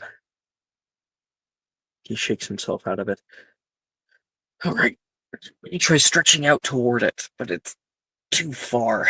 It bobs just beyond his grasp. He seizes a stick. You see him come back. Come on! It doesn't work. We see Rupert come back with a large branch under his arm. Gotcha. But we end up finding him exhausted. He sinks down onto the damp bank, the fading light turning the pond from emerald to only a shattered jade. And then slowly the moss begins to ripple, parting gently from the direction of the hollowed tree. Out from Rupert's gaze, eyes wide and slender, a ghostly hand emerges from beneath the green surface, lifting the tiny pendant delicately upward. Rupert's breath catches as he sees a woman rising partially out of the water. Her hair cascades around her in wet strands around pale shoulders, and eyes glow yellow like dandelions. Oi!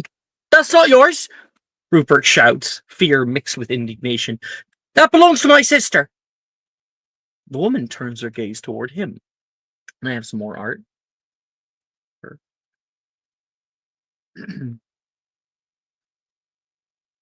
And her lips curve into a sly smile. Her voice is soft. Oh, does it now? I found it first. I suppose that makes it mine. Rupert stands his ground. It's hers, not yours. Give it back. This woman tilts her head. Everything that enters my pond belongs to me. Oh. She muses. Although I could be persuaded to trade. Rupert, wary yet desperate. What do you want? I can probably find something. Something of value. Frantically, Rupert rummages through his backpack. Twigs, stones, small vial. His herbicide potion. It's, I've got a luck potion.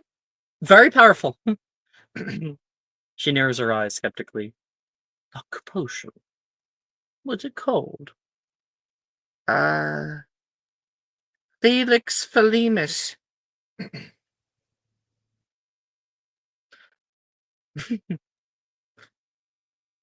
I'm afraid. Certainly.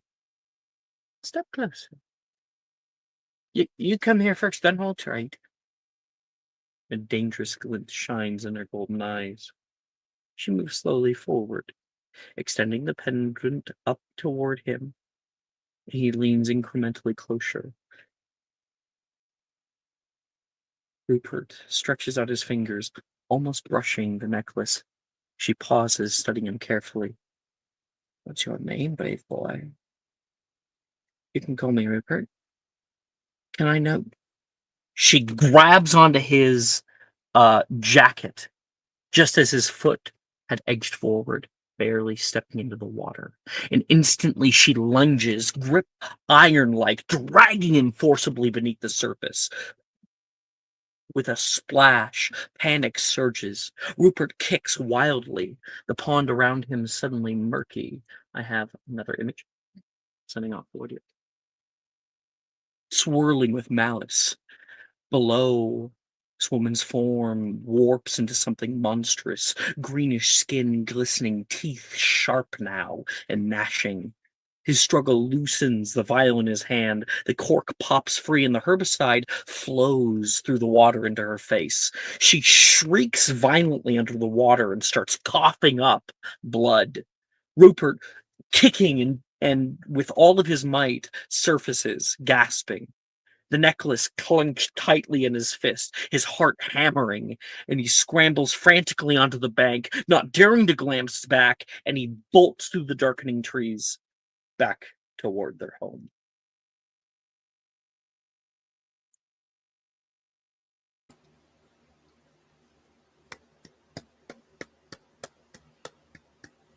Way to the storyteller to show everyone up. Clap, clap, clap, clap, clap, clap, clap. Very good, very good.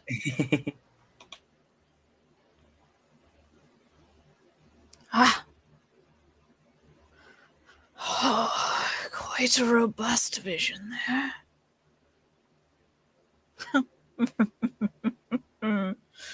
Oh. Oh, my boy. No, I think I know exactly where you belong. All right, give it to me straight. Good luck. Keep each other safe. Gryffindor! Yes! Yes! Yes! Oh, sorry. That's amazing. Thank you. You shout out as your robes turn a bright red, and Lorelei, you watch as the hat is pulled off from your brother's head. Gryffindor. It's good to run up to Lorelei, give her a big hug. She will hug him back and mess up his hair as she makes He's him like sit down. jumping and stuff. He doesn't even care.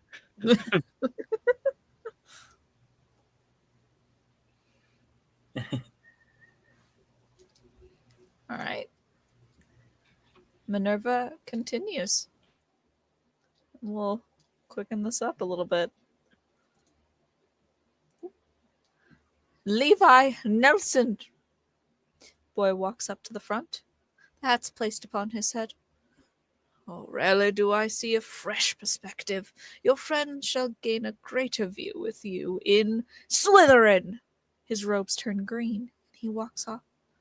Sasha O'Sullivan. A girl skips up to the front and sits down. The hat is placed upon her head. Silent for a minute. Yes, I assure you, you shall do best in Ravenclaw.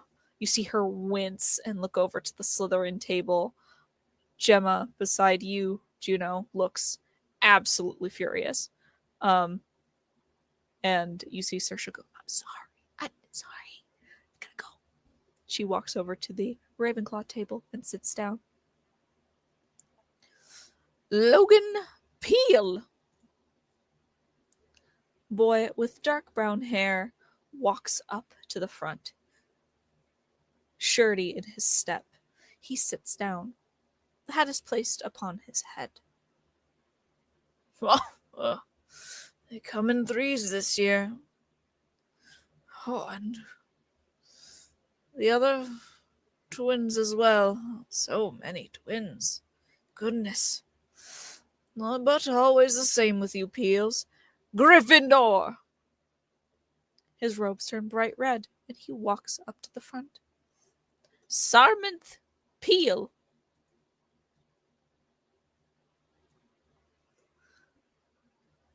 A girl looks very similar to the boy in front, walks up to the front and sits down. The hat is placed upon her head. Your siblings will need your steady head, especially your sister, Gryffindor. Her robes are to turn red, and she walks up to the front. Salula Peel. Girl makes her way up to the front, looking exactly like the two who came before. She sits down. The hat is placed upon her head. Now, I think you'll have a father would undo my threadings if I didn't. Gryffindor! And you almost see her look like, oh, as her robes turn a bright red and she walks up to the Gryffindor table. So many Gryffindors this year. You hear Minerva mutter under her breath as she continues. Your number's dwindling. Drusilla Pruitt. Well, see you all on the other side. Maxwell, the girl from the potion shop,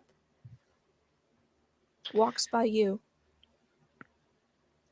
I look forward to meeting you there, Drusilla. Forward to meeting me where? And she walks past you up to the front and sits down. The hat is placed upon her head, and in a second it says slit. Oh. No. No. Yes, on second thought, you would do better in Ravenclaw. And her robes turn a nice blue. She walks over to Ravenclaw table. Maxwell, you eye her as she goes off. Yeah, you'll see her there. You knew. He's very confident in where he'll be.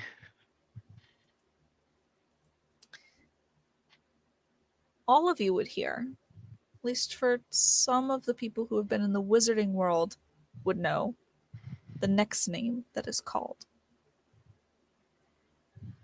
Maxwell Skeeter. Even McGonagall looks a bit surprised at the name. I think Julia flat out full on winces.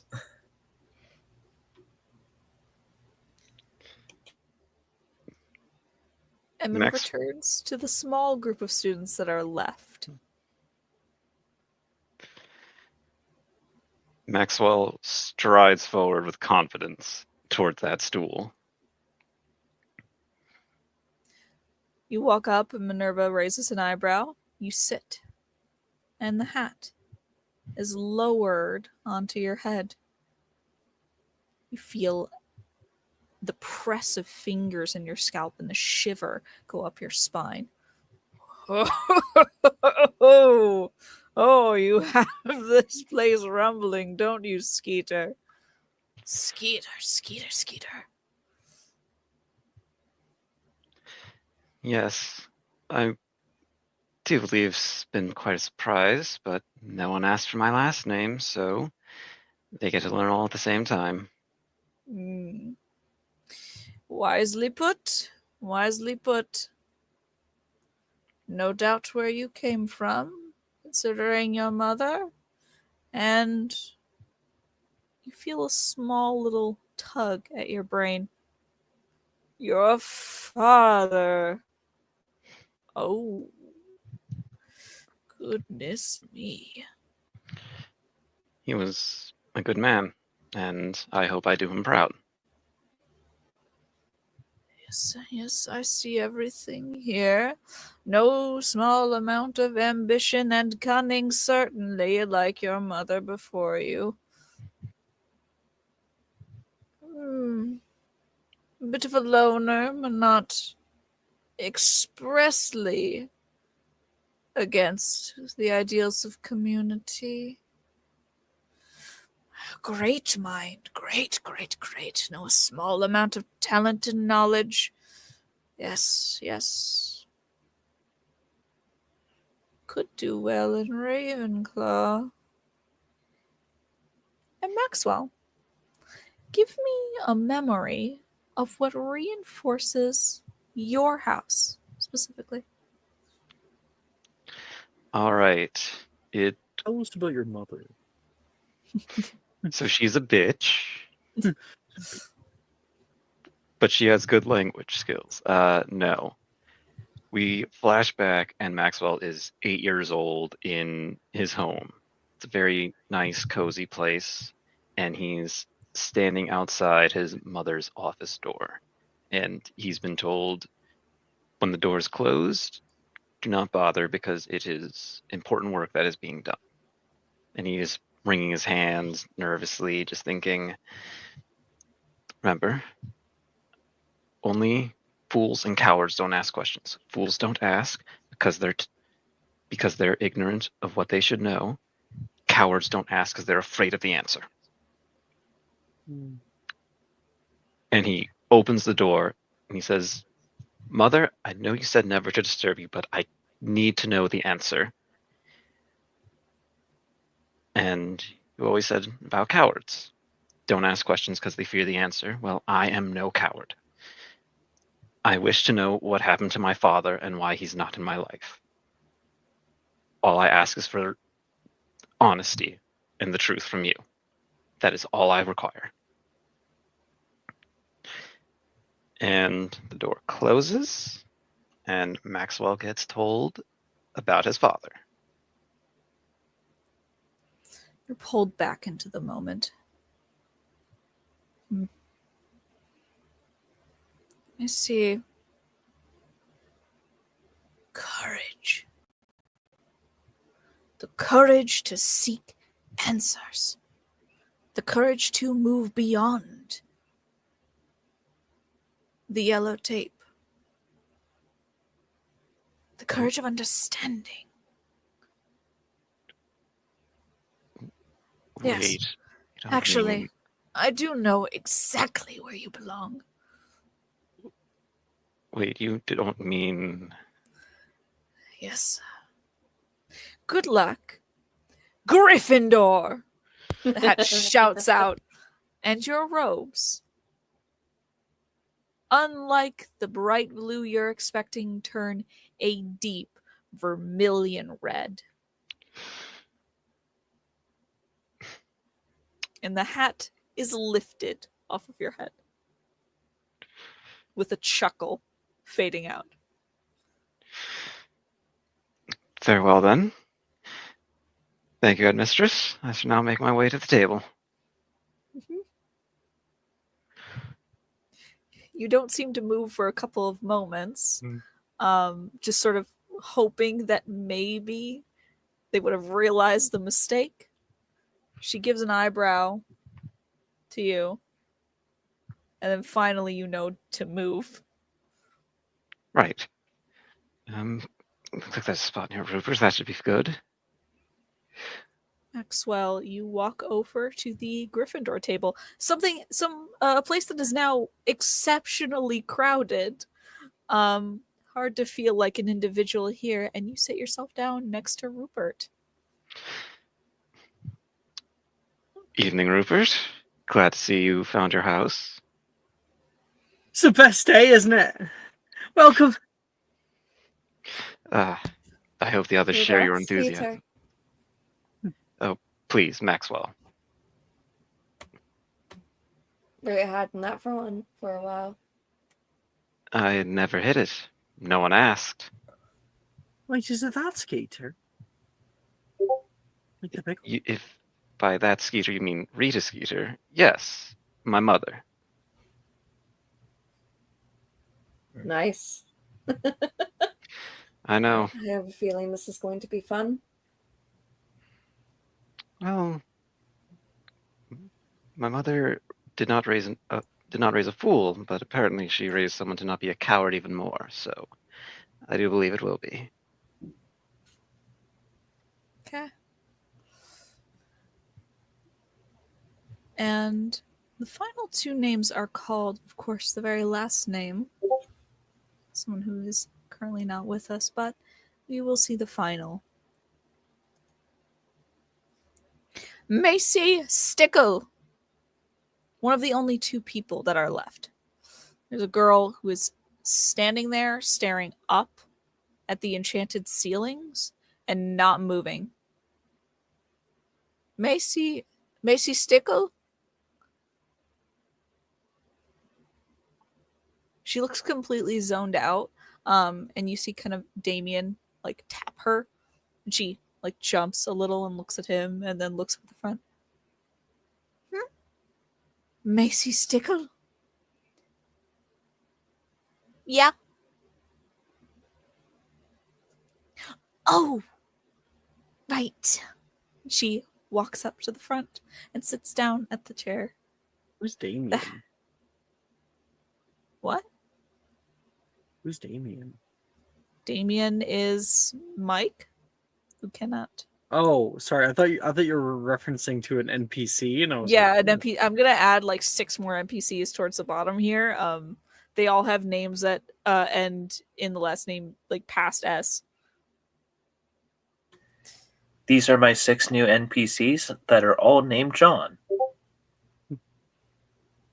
coincidentally. Coincidentally. Macy sits down. The hat is placed on her head. Ooh. Yes. I understand. Yes. Mystical. I believe we know where you belong. Okay. Well, one of us. Hufflepuff! Her robes turn a bright gold. The hat is lifted off of her head, and she walks to the front. The final name, Damien Vale, is called. He walks to the front, sits down. The hat is placed upon his head, and in a few moments, though we will see the scene later, next episode, the hat calls, Hufflepuff! And echoes across the hall. His robes turn a gold color, and he goes to sit by his group.